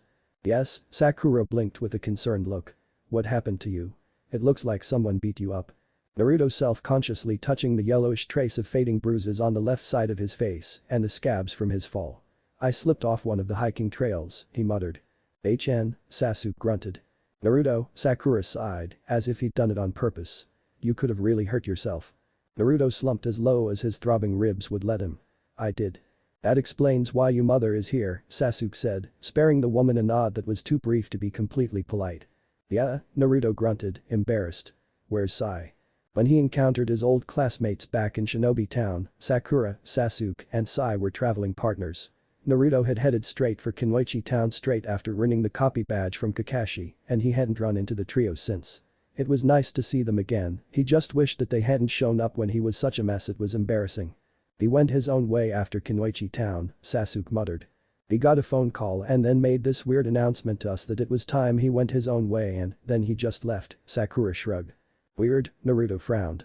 I always thought that boy was a strange one, his mother muttered. I'd bet money that it was his uncle that called him and told him what to do. Danzu always had that boy on a tight leash from what I could see. Do you have 7 Pokeballs there? Sasuke asked with a frown, noting the extra Great Ball in Naruto's lap. My Pokédex got broken, the blonde stiffly shrugged. Sasuke narrowed his eyes at the collection of minimized spheres. What do you have? Naruto hesitated. How can I tell him that I don't know what number 7 is? Why don't we go outside? Get some fresh air. his mother abruptly suggested with a smile. I know the perfect place to let all your beasts out for a little exercise. After a quick lunch at an out-of-the-way cafe and some walking, his mother led the three of them to a small mountain meadow, a few minutes walk out of town. There was a stream that was wide enough and deep enough for a gyarados to swim around comfortably running through it. The place was just as his mother promised it would be. Alright. The red-haired woman clapped her hands and released her Vaporeon. Let's see what we've got. Naruto decided to go by seniority and set Demon loose first. The Vulpix looked at him for a long moment, looked to his mother and Yuzu-chan, glanced briefly at Sakura and Sasuke, and went about sniffing around the meadow. Sakura produced her Bulbasaur, and Sasuke released his Charmander. Except his Charmander had evolved since Naruto had last seen it, so it was now a larger, fiercer Charmeleon. From there, Naruto set free Bolt. The Pikachu seemed baffled that his mother was there in the flesh and not behind a video screen, but she soon had him in her lap and melted into a yellow puddle from her soothing touch. Sakura freed her Wurmple, which was now fully evolved into a Bodifly that happily fluttered around, examining the meadow's flowers. Sasuke set his Shinx, which was now a smug-looking Luxio, out, and the electric type seemed to sneer at the Pikachu luxuriating under the older Uzumaki's touch. Next came Typhoon, the mighty Gyarados. His mother almost dropped Bolt in her hurry to fuss over the magnificent blue sea serpent. She was so distracted in admiring the beast, she barely noticed Sakura's pink little happiny or Sasuke's Larvitar. Naruto grinned, pleased at his show-stealing monster. The next round had Sasuke releasing his Zubat, Sakura sending out her Cherubi, which was now a Cherrim, and Naruto set free Shadow. Or what should have been Shadow. He stared at the Umbreon that sat before him blankly. Oh, your EV evolved into an Umbreon? Sakura asked, hugging her unbloomed Cherrim. The Umbreon walked right up to him and rubbed its head against his side. I guess. Sasuke raised an eyebrow. You guess. It must have happened not long after you fell, his mother suggested, while Yuzu-chan got herself acquainted with what she might have become had she not been exposed to a water stone. How could you forget one of your Pokémon evolving just because you tumbled off a trail? Sakura asked skeptically. I got a concussion, Naruto pouted. Does that flower Pokémon always look so droopy? No, Sakura glared slightly. Cherry, use Sunny Day. The grass Pokémon with the concealing purple petals started to glow with a faint red aura. The few clouds in the sky seemed to fade and the sunlight brightened and the air grew warmer.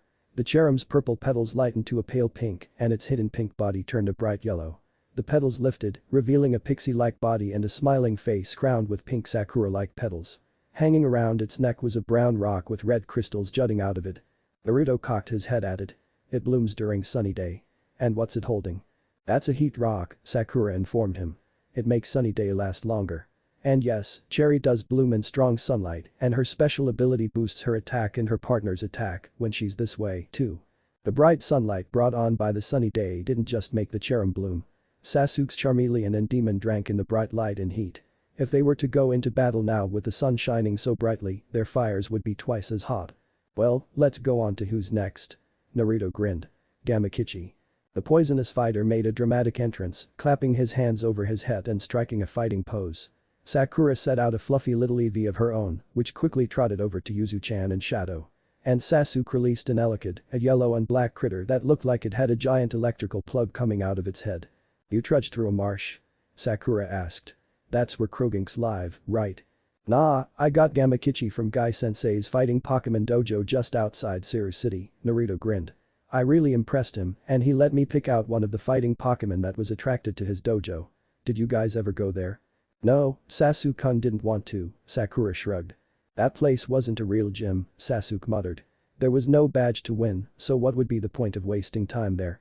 Just because there's no official badge to earn, it doesn't mean that you could still learn something important there, Naruto's mother pointed out as she offered a candy to the Krogink.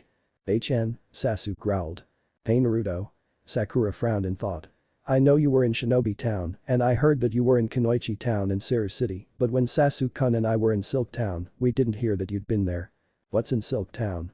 Naruto asked. A gym, Sasuke replied simply. I think one of Shino's uncles ran it. It was crawling with bug Pokémon, the pink-haired girl said with a shiver. Nah, I never went there, Naruto explained. After visiting Guy-sensei's dojo, I went to Suna City in Kei's no Kuni and challenged the gym there. That's where I got Sandy. To punctuate his statement, he let out Sandy the Trapinch. The tan insect-like creature had an enormous head which was as big as the rest of its body. She jumped up in the air several times, as if trying to fly, but her stubby legs didn't give her much lift. The Trapinch. Sasuke muttered, squinting at it. It looks creepy, Sakura shuddered. It's a desert Pokemon. Yeah, Naruto grinned and patted the ground type's large head. She used to belong to the gym leader there, but he was kind of creepy and she was afraid of him. After I helped the guy out, he gave her to me as a present.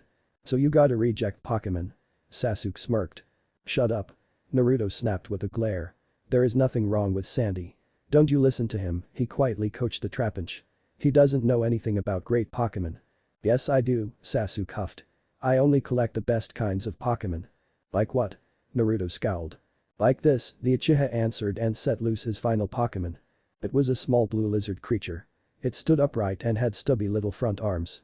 And it had bony ridges on its head like a helmet. Babagan. Naruto yelped. Ah, Sasuke smirked smugly.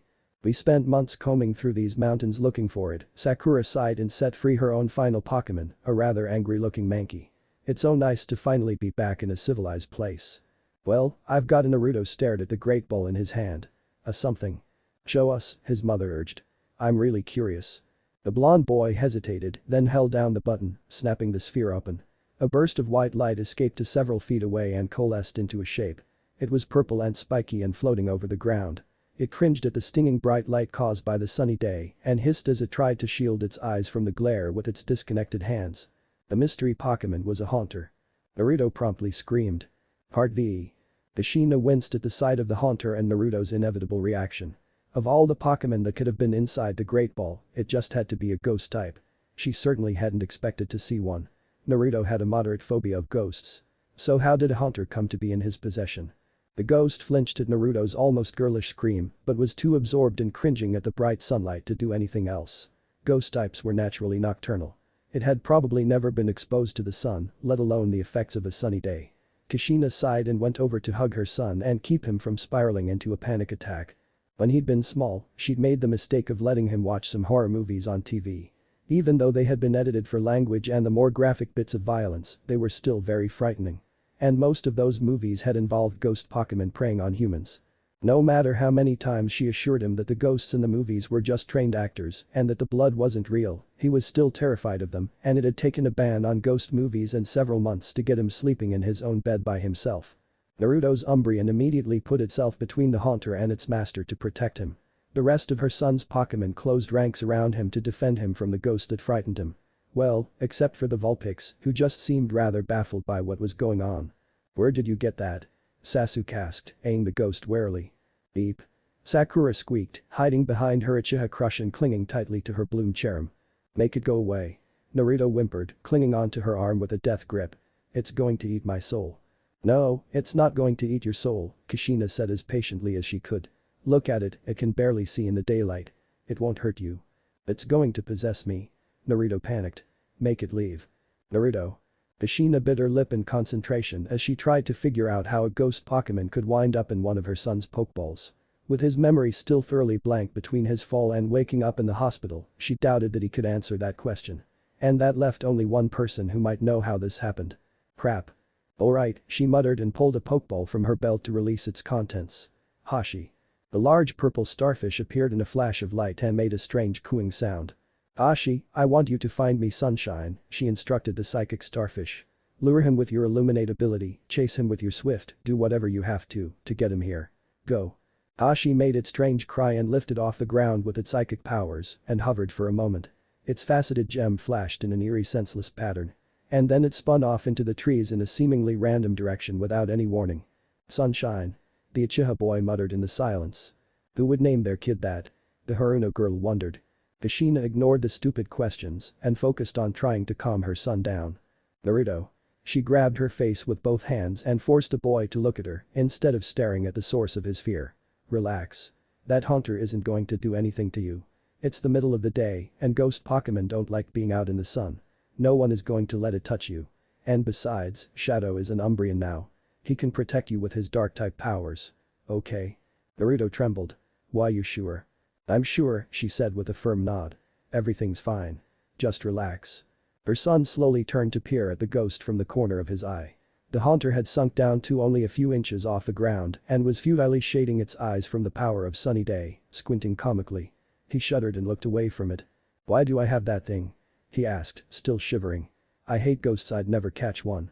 That is what I hope to find out when Hashi gets back from its errand. Minato stared blankly off into space as Kirin walked the winding trail south of Miyaboku. There was no way that his Rapidash could run as much as he needed her to. If he tried to race her until he finally felt calm, she would have keeled over and died. And there was really no sense in punishing his Pokémon for something that they hadn't had anything to do with. What the hell was she thinking? That if she ignored things, that her problems would just resolve themselves.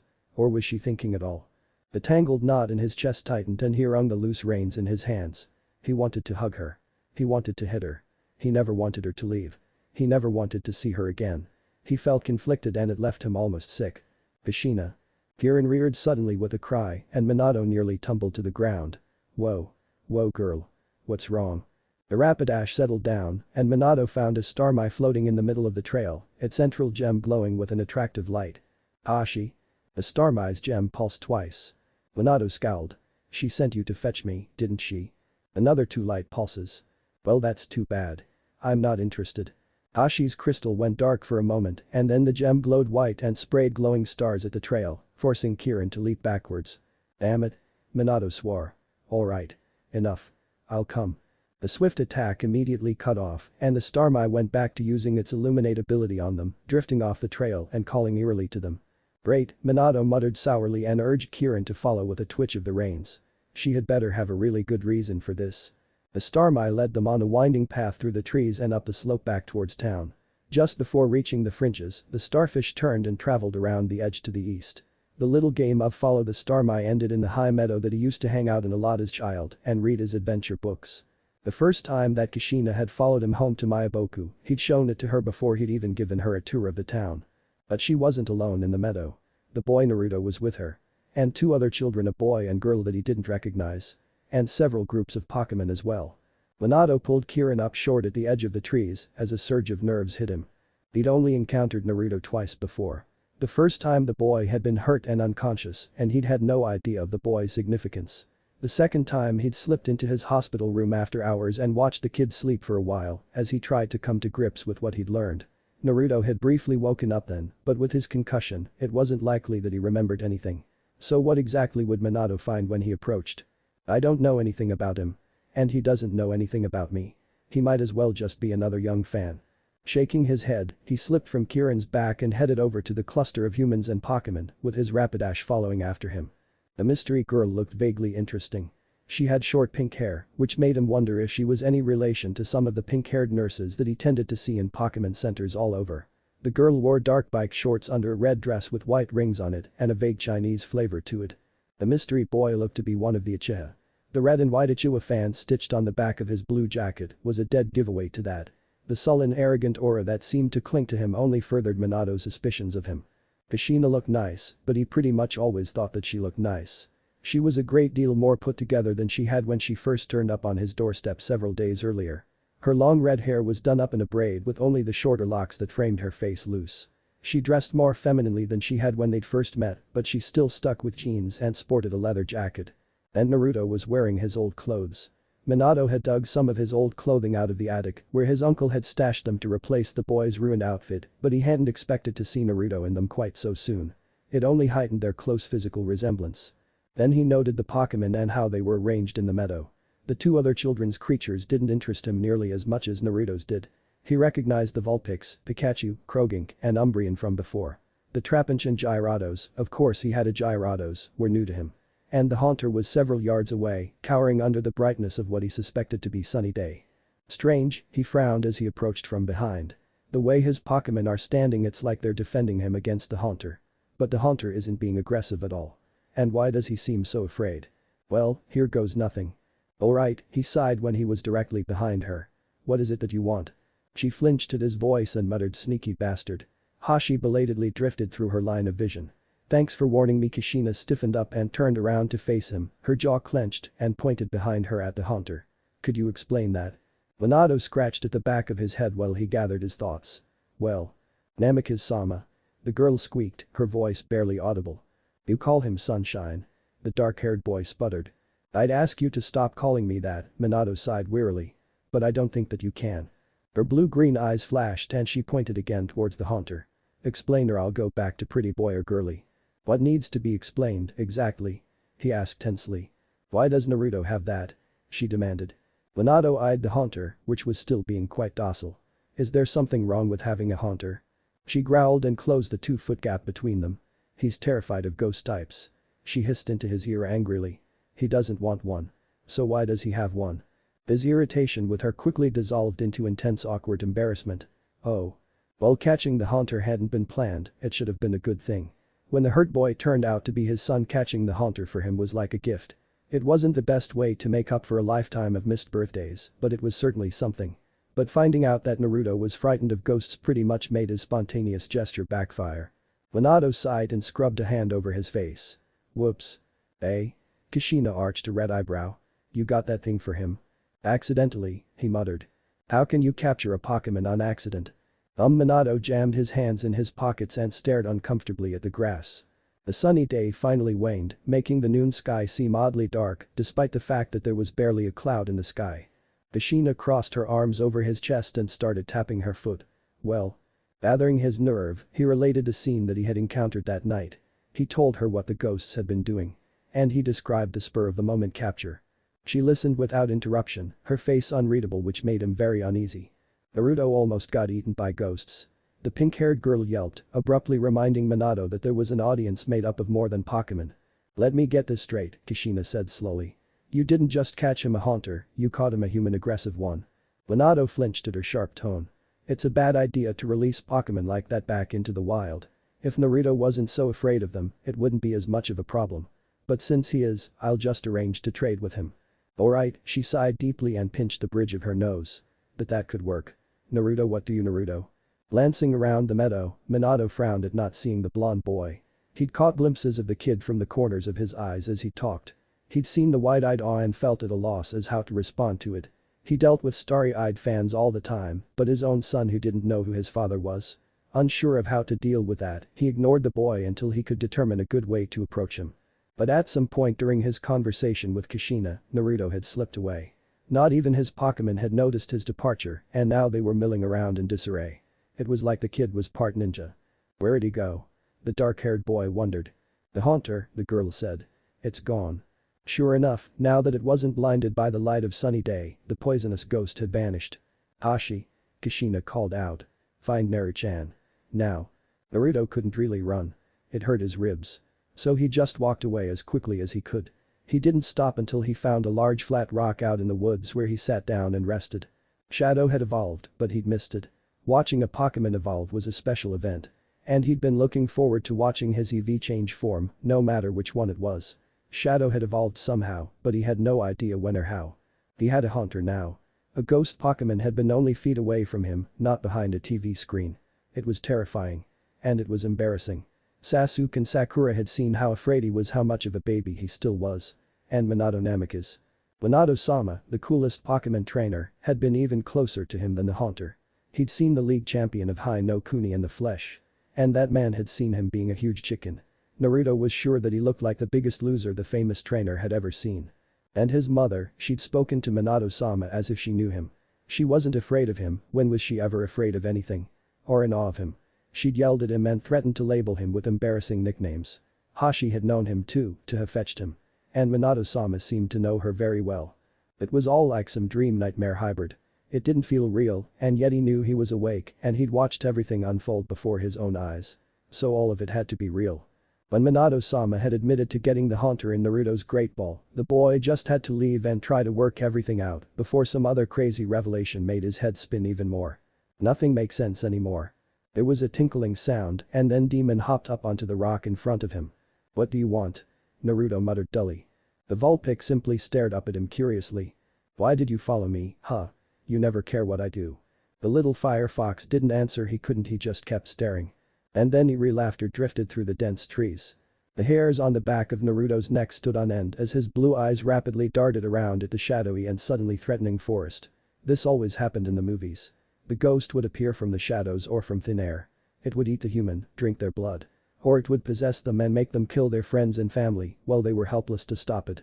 The fear made him cold, made him sweat, made it hard to breathe. The haunter drifted out of a solid tree trunk, its floating hands reaching towards him and tongue lolling out of its mouth hungrily. Naruto froze, terrified but unable to move as the ghost floated closer and closer.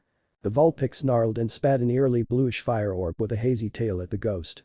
The will-o-wisp wobbled in an unpredictable zigzag pattern before it struck the hunter on the hand. The ghost Pokemon shrieked in pain as its ethereal body was burned and its eyes got all teary as the burn continued to cause it pain. Seeing the ghost hurt broke the paralyzing spell that trapped Naruto. In the movies, the ghosts only were hurt by sunlight if they could be hurt at all.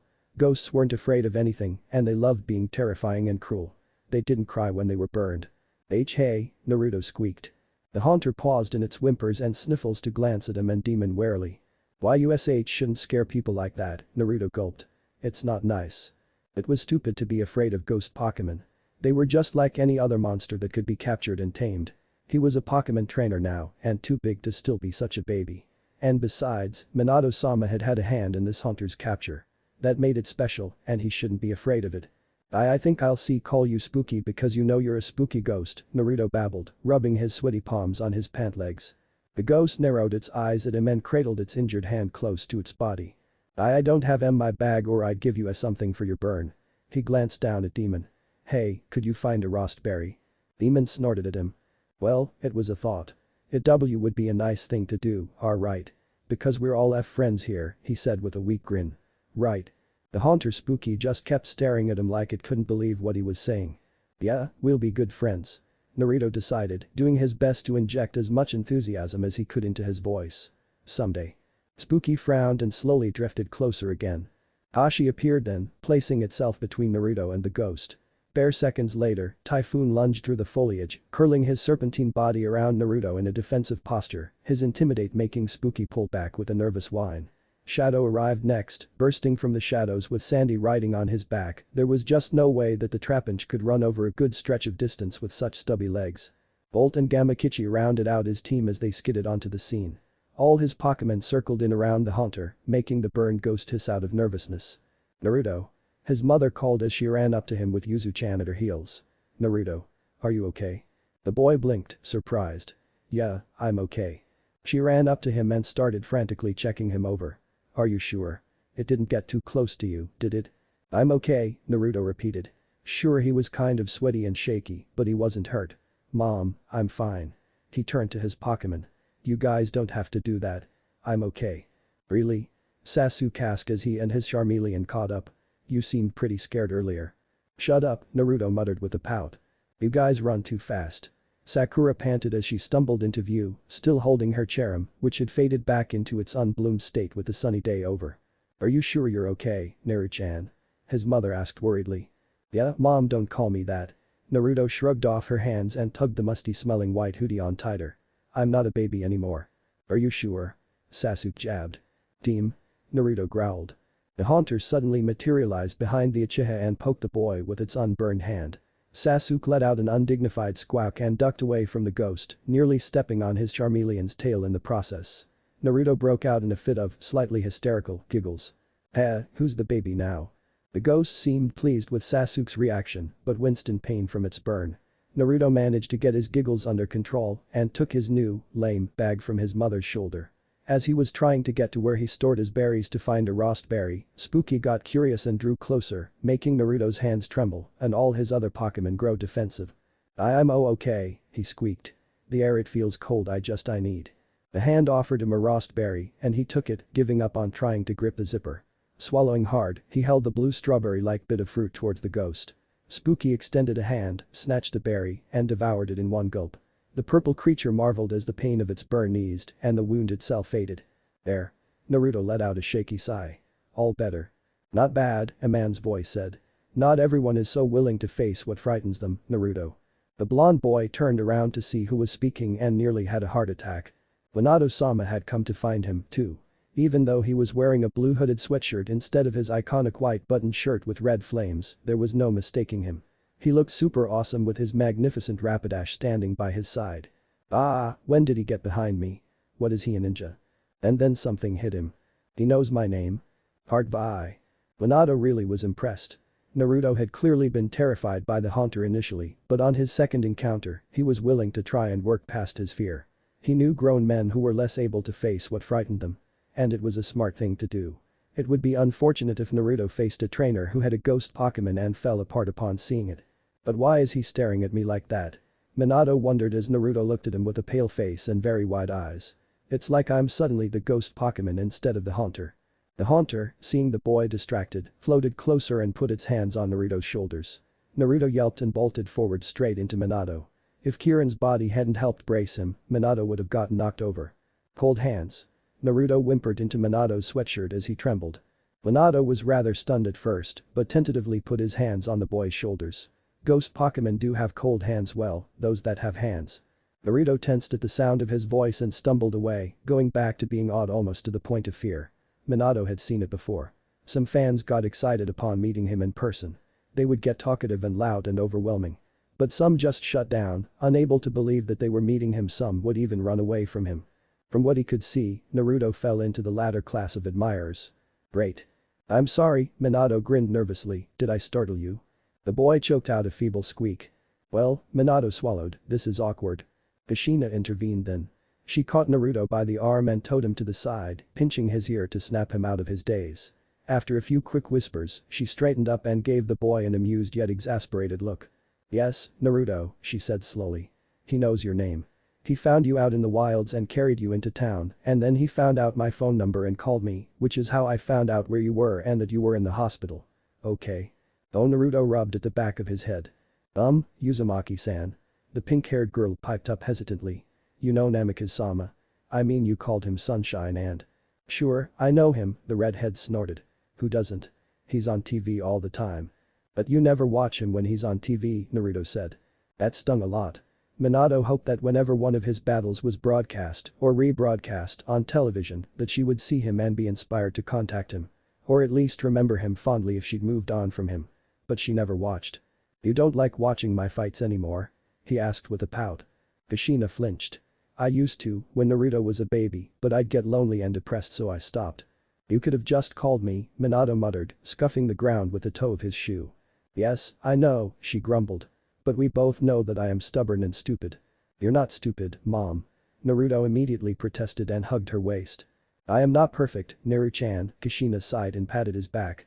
In fact, I am as far from perfect as you can get. You're not quite that bad, Minato said with a shrug. Gee, thanks, she replied dryly. That makes me feel so much better. Minato chuckled weakly. You're welcome. Kushina childishly stuck her tongue out at him. The Haunter seemed inspired by her and appeared over her shoulder and stuck out its larger, longer tongue and made ridiculous faces at him. Naruto yelped at the rush of cold air that the ghost brought with it and tripped over his own feet in his rush to escape. This made the boy's other Pokemon agitated and ratcheted up the overall tension in the air. You know what? Kushina sighed and pulled out the great bowl which Naruto had probably dropped when he discovered what was inside. Why don't you get back in here?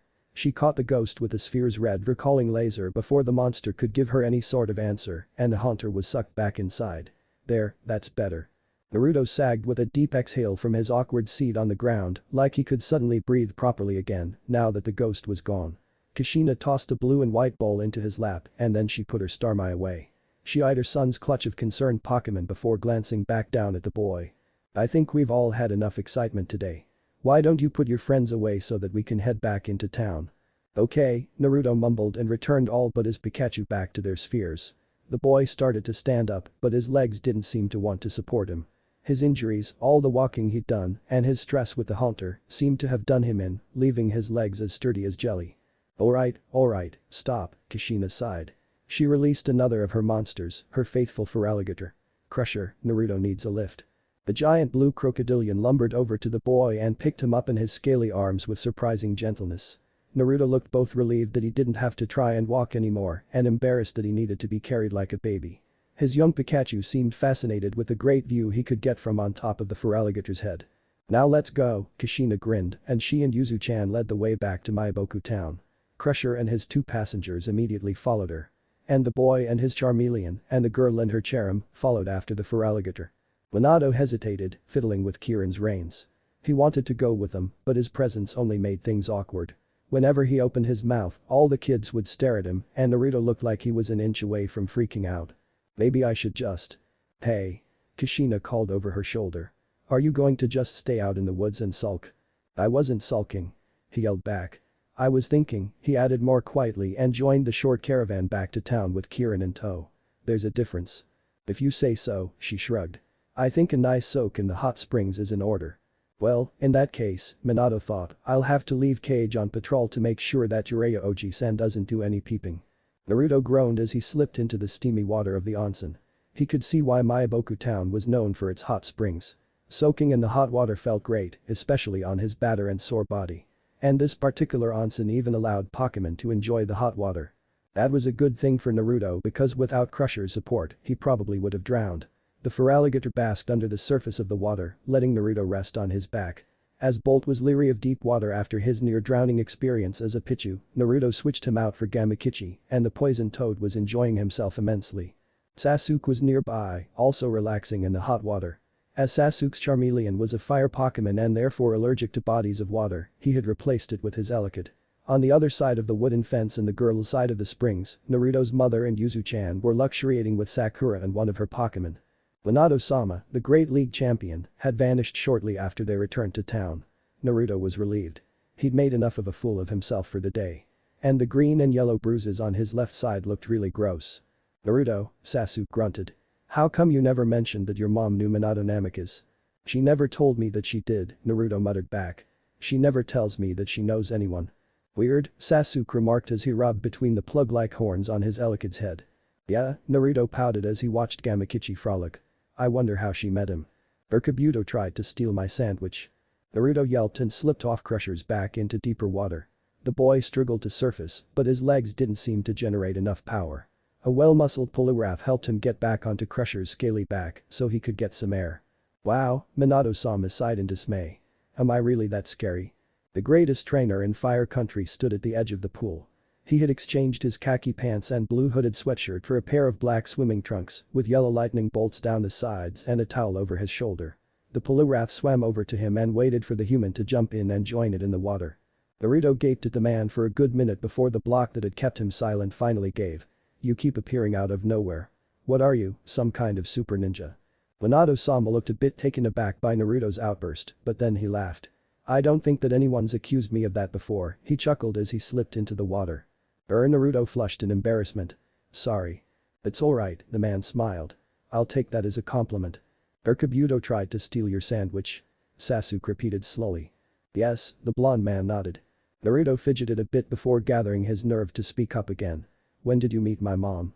When I was about your age, the older trainer replied. The boy shifted on Crusher's back. That's cool. So mom met him before he was famous. I didn't think so at the time, Minato-sama sighed as he settled back against the edge of the hot spring. She just inserted herself into my company and never seemed interested in leaving. Naruto was mortified. Man, mom found a way to embarrass me before I was even born. Fangirls, Sasuke muttered. She wasn't a fan, the champion corrected. I had no reputation at the time.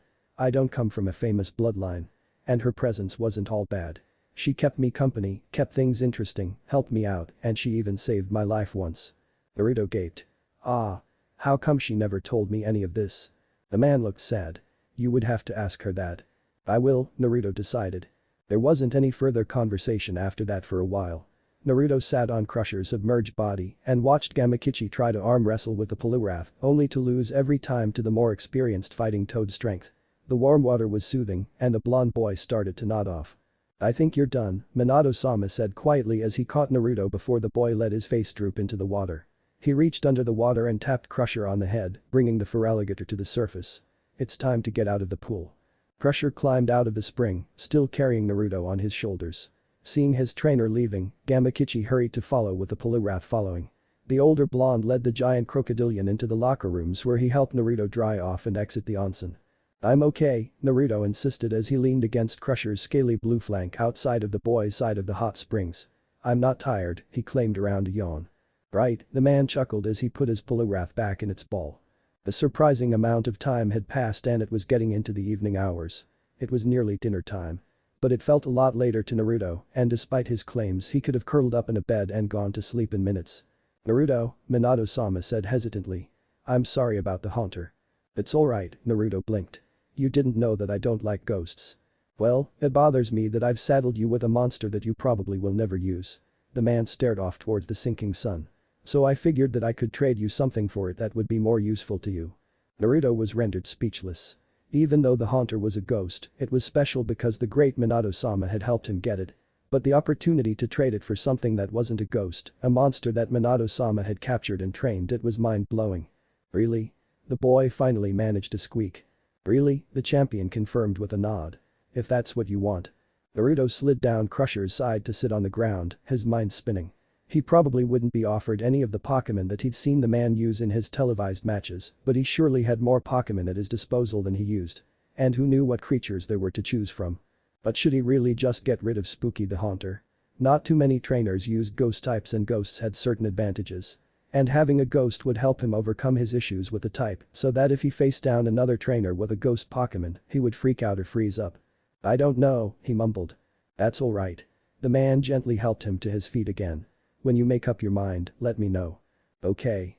And then Naruto blurted out a stupid request. Can I see your dragon? But instead of refusing him like Naruto expected, the man smiled kindly at him. Sure. The league champion released a large tan-winged beast with thin little antennae. It was tall, but still a few inches shorter than his mother's massive feraligatr. The mighty dragon looked kind of cute, but that belied its great power. The Dragonite first greeted Crusher like he was an old friend before taking notice of Naruto clinging to the feraligatr's side. It actually seemed a bit startled to see him and quickly leaned down to get a better look. Naruto held his breath as the dragon gently touched his face and hair with its sharp claws and even sniffed at him some. Then the Dragonite glanced over at its trainer before exchanging some words with Crusher. The dragon considered whatever it had learned from the crocodilian, looked down at Naruto again and smiled at him as it patted him on the head like he was a cute little puppy. So I take it that you approve of Naruto, Ryu? The dragon's trainer asked. Ryu the Dragonite gave an affirmative reply. Oh good, Minato-sama grinned. Amakichi hopped around from behind Naruto and croaked inquisitively at the towering dragon. Ryu politely greeted the little Krogink and the two appeared to have a nice little chat. But the cute Pokémon interaction was interrupted by a man's yell and the cawing of a bird on the far side of the onsen complex. In minutes, the bird cries and the man's startled shouts drew closer. And then the tall, white-haired man that Naruto's mother had identified as Myaboku Town's gym leader skidded around the corner coming from the woman's side of the springs with a honchkrow pecking at his head. The gym leader ran back and forth in front of the onsen until Minato-sama whistled and the dark bird broke off to land by his side. "The bird, Cage," the champion said, patting the honchkrow on its fedora-like feather crest. "Minato." The man with ridiculously long white hair wailed. That was uncalled for and unnecessary. The blonde man didn't look at all apologetic. "I respectfully disagree, uncle." "He's your uncle?" Naruto asked. "Yes," Minato-sama sighed, "I am related to him." "Eh?" The strange man moved so that he could see Naruto between the bulky Dragonite and feraligatr. "Oh. It's you again." And then he spied Gamakichi. "You have a Krogink." "Yeah," Naruto answered slowly. "Excellent." The man declared, clapping his hands together. "I like you already." He cleared his throat theatrically. "Allow me to properly introduce myself." There was a flash of light as the man simultaneously released a Poliwrath and Politoed. The two Pokémon took stations on either side of the man and went through a little dance routine of some kind. The gym leader also danced sort of if one considered weird poses and hopping on one foot dancing. "I am the great Jiraiya," he announced. "I am the gym leader of Myaboku Town, sage of toads, master of amphibious Pokémon, author of best-selling books, and wooer of women. And a super pervert," Naruto's mother sighed as she exited the onsen with her Vaporeon and Sakura and her EV, wholly unmoved by the man's presentation. She punched him in the shoulder as she passed him. "Shame on you for peeping." "Kushina-chan, you wound me." Jiraiya pouted. "I didn't see anything." "But you would have if Cage hadn't stopped you," she shot back as she reached the honchkrow. "Thank you, Cage." The dark bird preened happily at the praise. "Who's the weirdo?" Sasuke asked Naruto as the Uchiha and his Elika joined the small throng outside of the onsen. "Jiraiya, the gym leader," Naruto muttered. Sasuke looked less than impressed. Sakura anxiously tugged on Naruto's mother's sleeve. "Did he really try to peep on us while we were bathing?" "Yes," his mother answered with a grimace as Yuzu-chan licked the pink-haired girl's EV dry. "It's a hobby of his along with writing dirty romance novels that are basically porn stories." "I do not write porn," Jiraiya protested stoutly. "I write best-selling pieces of literature." "Whatever," the red-haired woman muttered. Then she squealed as the Dragonite scooped her up in its arms to hug her. "Hi Ryu. I missed you too." "Did you miss me?" Jiraiya asked. She eyed him narrowly as the Dragonite put her back down. "Maybe." "So mean," the man pouted and shrank in on himself as his two frog-like Pokémon patted his shoulders consolingly. "HMPH," she snorted and placed herself between her faithful feraligatr and the blonde man. Minato-sama seemed to notice something now that Naruto's mother wasn't wearing her jacket and lifted her heart scale necklace into better view. "Since when do you wear jewelry?" "Since I didn't want to lose this scale," she answered.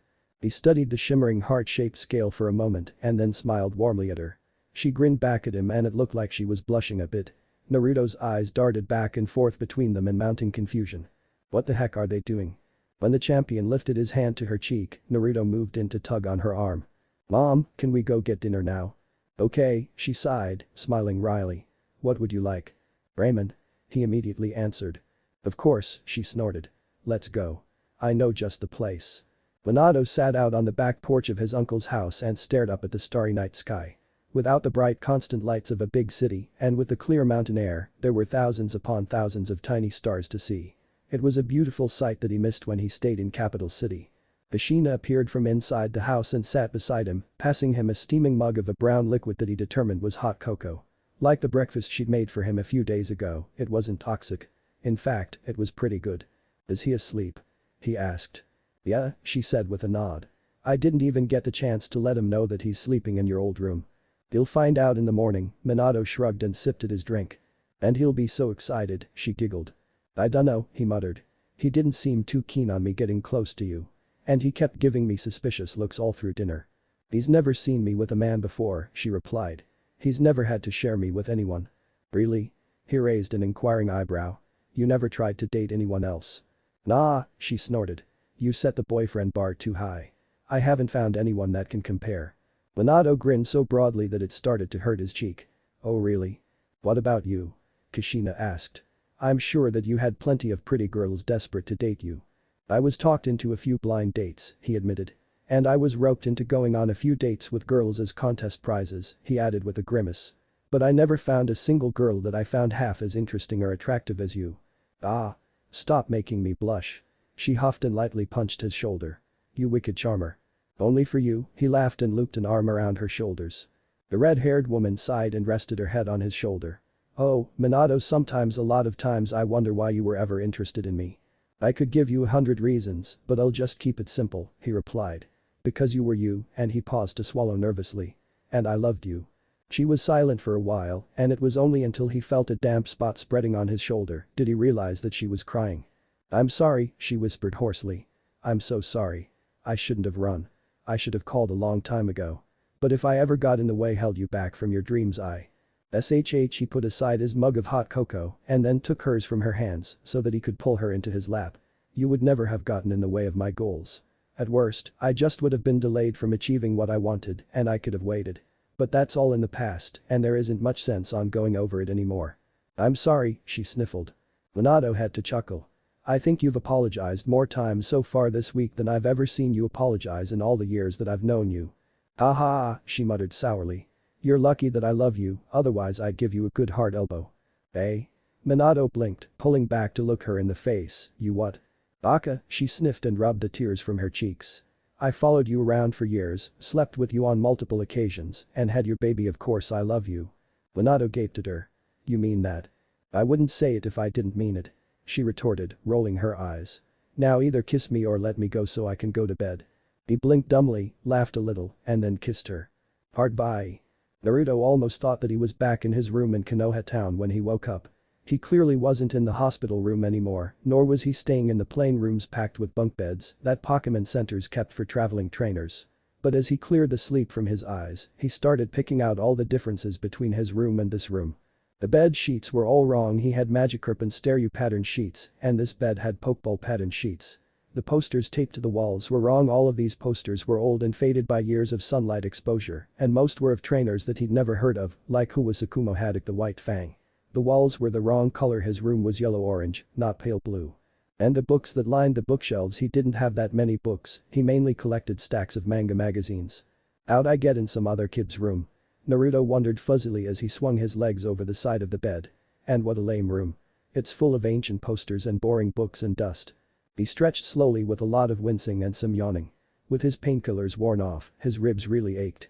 So he stiffly shuffled out of the mystery bedroom, leaving Demon sleeping on the end of the bed and dimly wondering where the toad print pajamas he was wearing had come from. Frowning in concentration, he thought back to the previous night. He remembered the ramen dinner at the nice little restaurant and how good the noodle soup had tasted. He also recalled how Minato-sama had come along too and how the man had kept touching his mother's hand and giving her mysterious looks and smiles.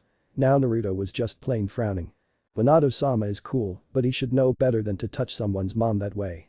It's creepy and wrong. And not allowed. He wandered aimlessly through the strange house, poking his head through open doors. He found a few closets, a bathroom, one locked door, and a room full of books before finding the stairs. After slowly going down the steps, he started looking around the ground floor. And then he found his mother. She was curled up in a green sleeping bag on the floor of the living room fast asleep. But she wasn't alone. Minato-sama was there too, asleep in a dark blue sleeping bag. And even though they were in separate bags they were snuggled up next to each other and they looked like they were holding hands. Naruto gawked at the sight. This was clearly not appropriate. This was obviously not allowed. And Naruto was going to put a stop to it and then get his pills.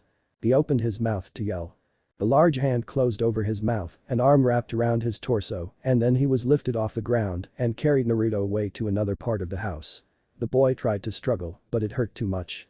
Just as he was starting to panic over being kidnapped, he was plopped down on a chair in the house's kitchen and he got a look at the person who had grabbed him. "Hey." Naruto muttered indignantly at the white-haired gym leader. "Would you grab me? Are you a pervert and a pedophile?" The towering man scowled down at him. "I am not a pedophile. I was merely preventing you from disturbing such a cute and romantic scene." Naruto squinted at the man in confusion. "Huh? Let them sleep," Jiraiya said as he started going about brewing up a pot of coffee. They needed after being apart so long. The boy watched him measure out coffee grounds. "What are you doing here?"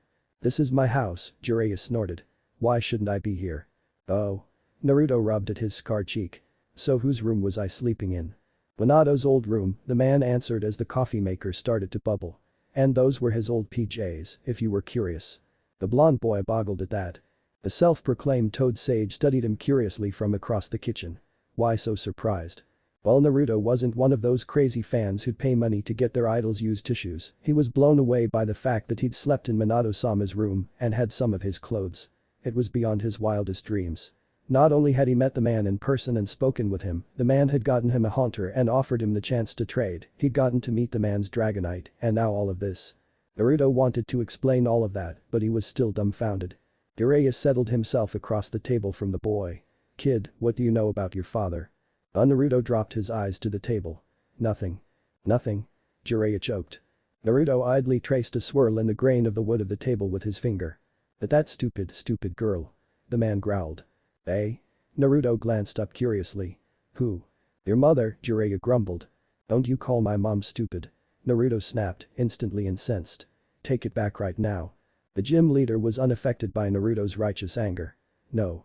She ditches Minato with no warning or word and leaves him miserable for years and she tells you nothing. That's stupid. She has no reason to do that." Naruto opened his mouth to protest. "I smell coffee," Minato-sama mumbled as he blindly stumbled into the kitchen. "It's not ready yet," Jiraiya grunted and gently guided the blonde man to the table. "Here, sit down." The league champion yawned and scrubbed at his eyes. "What were you talking about?" "How stupid your girlfriend is," Jiraiya answered. Naruto sat back in his chair, his mind spinning off in an entirely new direction. The two men kept talking something about smart people panicking and irrational fears but Naruto really wasn't listening. His mother being Minato-sama's old friend and traveling partner was one thing, but if she was his girlfriend. Without a word, Naruto slipped off his chair and left the kitchen. He found a door that led out onto the back porch and went outside. The house was a lot like his home in Konoha town. It was on the outskirts, surrounding the building with the open spaces of nature. Naruto walked off the porch and kept going until he found a nice big tree to sit underneath that was just out of sight of the house. His mother never really said anything to him about his father. But once she had let slip one thing. She told him that she'd only ever had one boyfriend and that boyfriend was his father. So if she was Minato-sama's girlfriend that meant that. Naruto curled up into a ball and, although he wasn't sure why, he started to cry. Demon woke up and found himself alone at the foot of the bed. That didn't bother the Vulpix any. Whisker Face wasn't likely to be too far away. So with a yawn and a stretch, the oddly hued Vulpix hopped down from the bed and looked for a way outside. An open back door let the little firefox out into the cool morning air. A bush near the porch was as good a place as any to relieve himself. But before he could head back inside and seek out food, Demon noticed Whisker Face's scent and footsteps in the dewy grass. Curious, and not yet starving, Demon followed the trail a short distance into the trees to see what the stupid little human was doing. Whisker Face wasn't alone. The female Venusaur that belonged to the more evolved Whisker Face lookalike was there, poking the curled up human with a vine. Whisker Face ignored the pokes and just kept making soft pathetic sounds that didn't seem to have any meaning. Demon poked the Venusaur's thick leg with a paw. "What are you doing?" "Something is wrong with your trainer," she told him. "I saw him walking out here while I was gathering morning sunlight. Do you know why he's crying?" "I dunno," Demon muttered. He could smell no blood, so the boy hadn't hurt himself again, and no other reason for crying came to the fox's mind. "I just woke up. And who can really understand humans anyway?" "Other humans can," the Venusaur replied. "Perhaps you should go fetch Minato-kun or Kushina-chan to help him." Demon ignored the suggestion in favor of poking the boy himself. "Hey Whisker Face. Hey. You call him Whisker Face?" The Venusaur rumbled disapprovingly. "Sure," Demon snorted as he put both paws on the boy to shake him. "It's not like he can understand a word that I'm saying." The boy uncurled slightly and reached out to push the Vulpix aside before curling back up again and ignoring both Pokémon.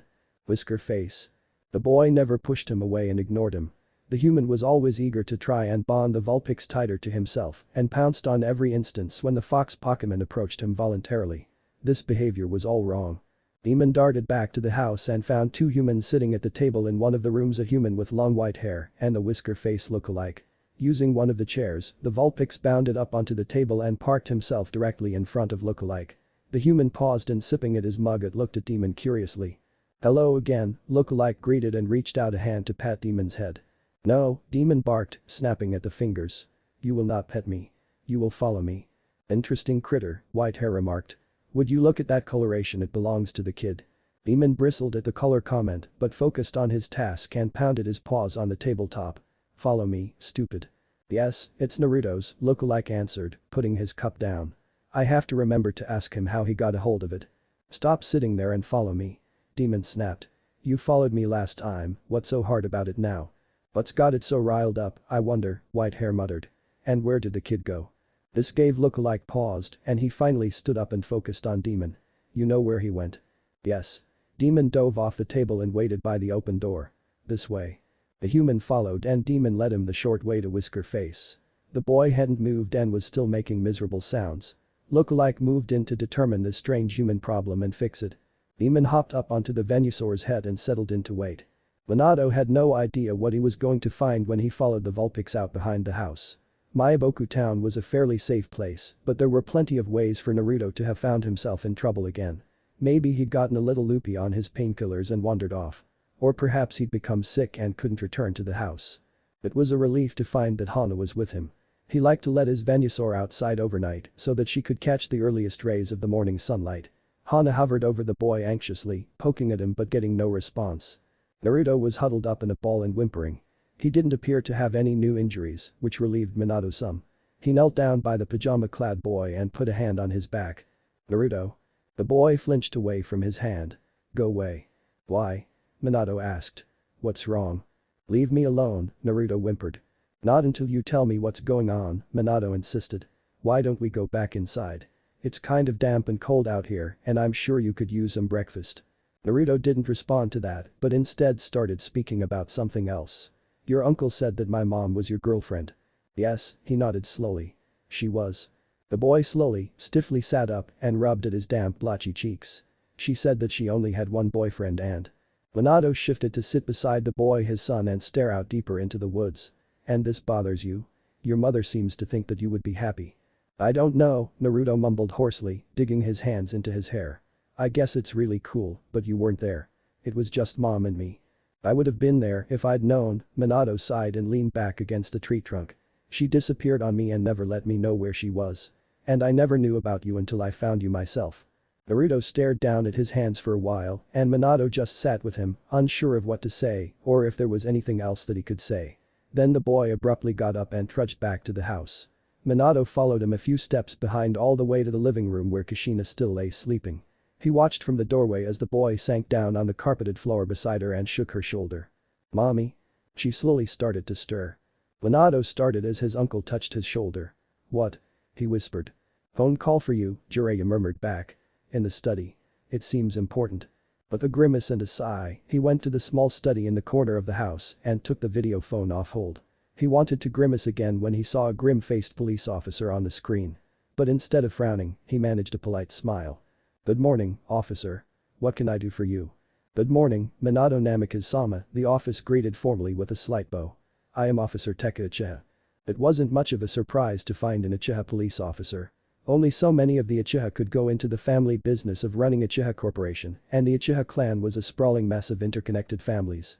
So most of the leftover Uchiha tended to go into the other family business and become police officers throughout the Land of Fire.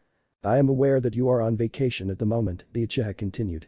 "However, a matter has come up in the Forest of Death that we would wish your assistance in investigating. Suspicious characters have been seen skulking around and it is believed that they may be poaching Pokemon. It is also believed that they use Pokemon to attack a pair of young trainers who may have inadvertently stumbled across what they were doing." Minato sucked a breath through his teeth. "So you want me there as soon as possible to back up your officers?" "Yes," Officer Teka nodded. "We wouldn't have bothered you," but he frowned deeply. Tsunade Senju is on another gambling binge in the Senju City casinos and refuses to be bothered. No other gym leaders are close enough to justify calling them away from their posts to assist us. "Alright," Minato sighed, doing his best to bury his irritation and disappointment. "I'll leave here later today and meet you at police headquarters in Senju City." "That would be most appreciated, Namikaze-sama." The Uchiha bowed at the screen again. "And we're terribly sorry about cutting into your off time." "It's alright," Minato replied, even though it really wasn't. "I'll see you then."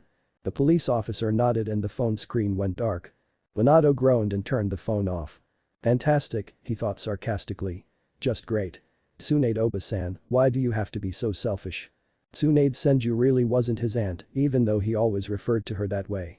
She and his uncle had been old traveling partners and childhood friends. If she hadn't fallen in love with a Pokemon ranger named Dan, Minato was sure that she and his uncle would have been married.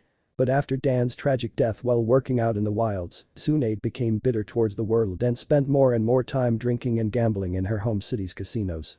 It had gotten so bad that Minato wondered why her gym certification hadn't been revoked. She was almost never available for trainers to challenge her, and she hadn't given out a badge in years. "Well, I better get going. Breakfast and then a shower." Shaking his head, he moved towards the kitchen. "And then I have a few errands to run before I leave." Naruto sat on the edge of the porch behind Jireya's house and fingered the great ball that contained Spooky. Demon was dozing next to him. Bolt was playing with a pokeball, kicking it around and balancing it on his head. Shadow seemed to be playing tag with Yuzu-chan out in the backyard. And Gamakichi had found a rotten tree stump to use as a punching bag. He really wasn't paying any attention to what was going on around him. His head was too full to really think clearly. He didn't know what to feel. He supposed that he should be happy. He'd gone from having no father to one of the coolest fathers possible. If he went down to the Pokemon Center where Sakura and Sasuke were staying, he would surely amaze them with this new information. They would certainly think better of him knowing that he was related to someone cool and important instead of just thinking he was nutty and unimportant like his eccentric mother. Mom. It was hard to imagine her afraid of anything. She wasn't bothered by ghosts or scary movies or the dark or bug Pokemon or anything. One time, at Konoha Town's grocery store, a wild Spinarak had gotten stuck inside and while all the other women screamed and ran away from the spider Pokemon, she calmly picked it up and let it outside. His mom was tough and fearless and always knew what to do and was the best mom ever. And yet, when he talked to her about why his father wasn't around, she claimed it was because she had been afraid. She hadn't been ready for him to come along. She hadn't expected him at all. She'd run away and never had the courage to come back. But I don't understand. Maybe you will one day, when you're older and you've found that special person who is the foundation of your world. I never thought I'd find that, I never expected to, I never wanted to. But then I found him, and the thought of him hating me or resenting me or just being disappointed with me, it turned me into a cowardly idiot." "You're not a coward, Mom. Or an idiot. You'd be very surprised if you could watch a movie of my whole life. I've told you already, Naruto, I'm not as perfect as you think I am. I'm far from perfect. I've made a bunch of dumb decisions that haven't been fair to you, your father, or any of my family. This whole mess is my entire fault. Really, you ought to hate me." He didn't hate her, though. He could never hate his mother.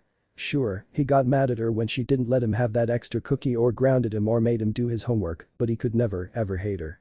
She was the only family that he had. Well, he did have a father, and that father apparently had an uncle. And then there was his mother's father and brothers and cousins and such out in some little foreign backwater country that he'd probably never visit. But he didn't know any of them and hadn't met most of them, so they really didn't count. Naruto groaned and leaned his forehead down to his knees. He just wanted to walk away from this mess, forget the gym challenge, and just disappear into the mountains for a while until he could figure things out. With his trainer's license now secure, there was no pressure to get badges as fast as possible. As soon as he was healed and off the painkillers he could just walk out of town into the wilds. Never do what I've done, Naruto. Never run away when things don't go your way or you get scared. It never solves anything and only causes more problems. Promise me, Naruto. But I wanna, Naruto whined to himself as he slowly straightened back up. It's not like I wouldn't come back. Where are you going? Naruto yelped and twisted around to find the league champion standing behind him. Gah. Quit doing that. I don't mean to sneak up on you, the man apologized. So where are you going? Nowhere, Naruto muttered and turned back to watch the Pokemon frolic in the yard. I was just talking to myself. Okay. The man came closer and sat on the porch steps beside him, setting down a heavy pack on the grass. Well, unfortunately, I am going somewhere. You are? Naruto blinked. Yeah, he sighed. Something's come up somewhere and it doesn't matter that I'm supposed to be on vacation for a month. The man shook his head. If I knew there'd be so many different demands on my time I might not have tried so hard to become the champion. Naruto stiffened in shock. Really? Really? He said with a faint smile. I probably would have waited a few years, taken my time to enjoy things a little more. And then I would have stepped up so that Hiruzen-sama could retire to study Pokemon in Konoha town. Oh. Naruto fidgeted with the Great Ball. Well, before I go the blonde man pulled a red digital device from his bag and handed it to the boy. I believe this is yours. Naruto took the repaired Pokédex and flipped it open one-handed. He pressed the on button and, after a few beeping tones, the screen lit up. There was a warning tone, and then the great ball that contained the Haunter disappeared in a flash of light, shooting upwards to an orbiting satellite to be relayed back to Professor Sarutobi's lab in Konoha town. And then he was once again within the legal limit of 6 monsters on his person at a time. Bye, he murmured and put the Pokédex away in his pants pocket. And one more thing, the champion pulled a plain wooden box from his pack and held it out. A few things you might find useful someday. Naruto took the box, but didn't open it. Well, the man sighed ruefully. I'd better get going. He stood up and walked out into the middle of the backyard where he released Ryu the Dragonite. Then he pulled a large leather harness out from a side compartment of his backpack and started slipping it on the dragon. Naruto realized that he was going to fly to wherever he had to go. As the man finished up his preparations for departure, Naruto slid off the porch steps and hesitantly walked over. The blonde-haired man paused in lashing himself to the crouching dragon when he noticed the boy's approach.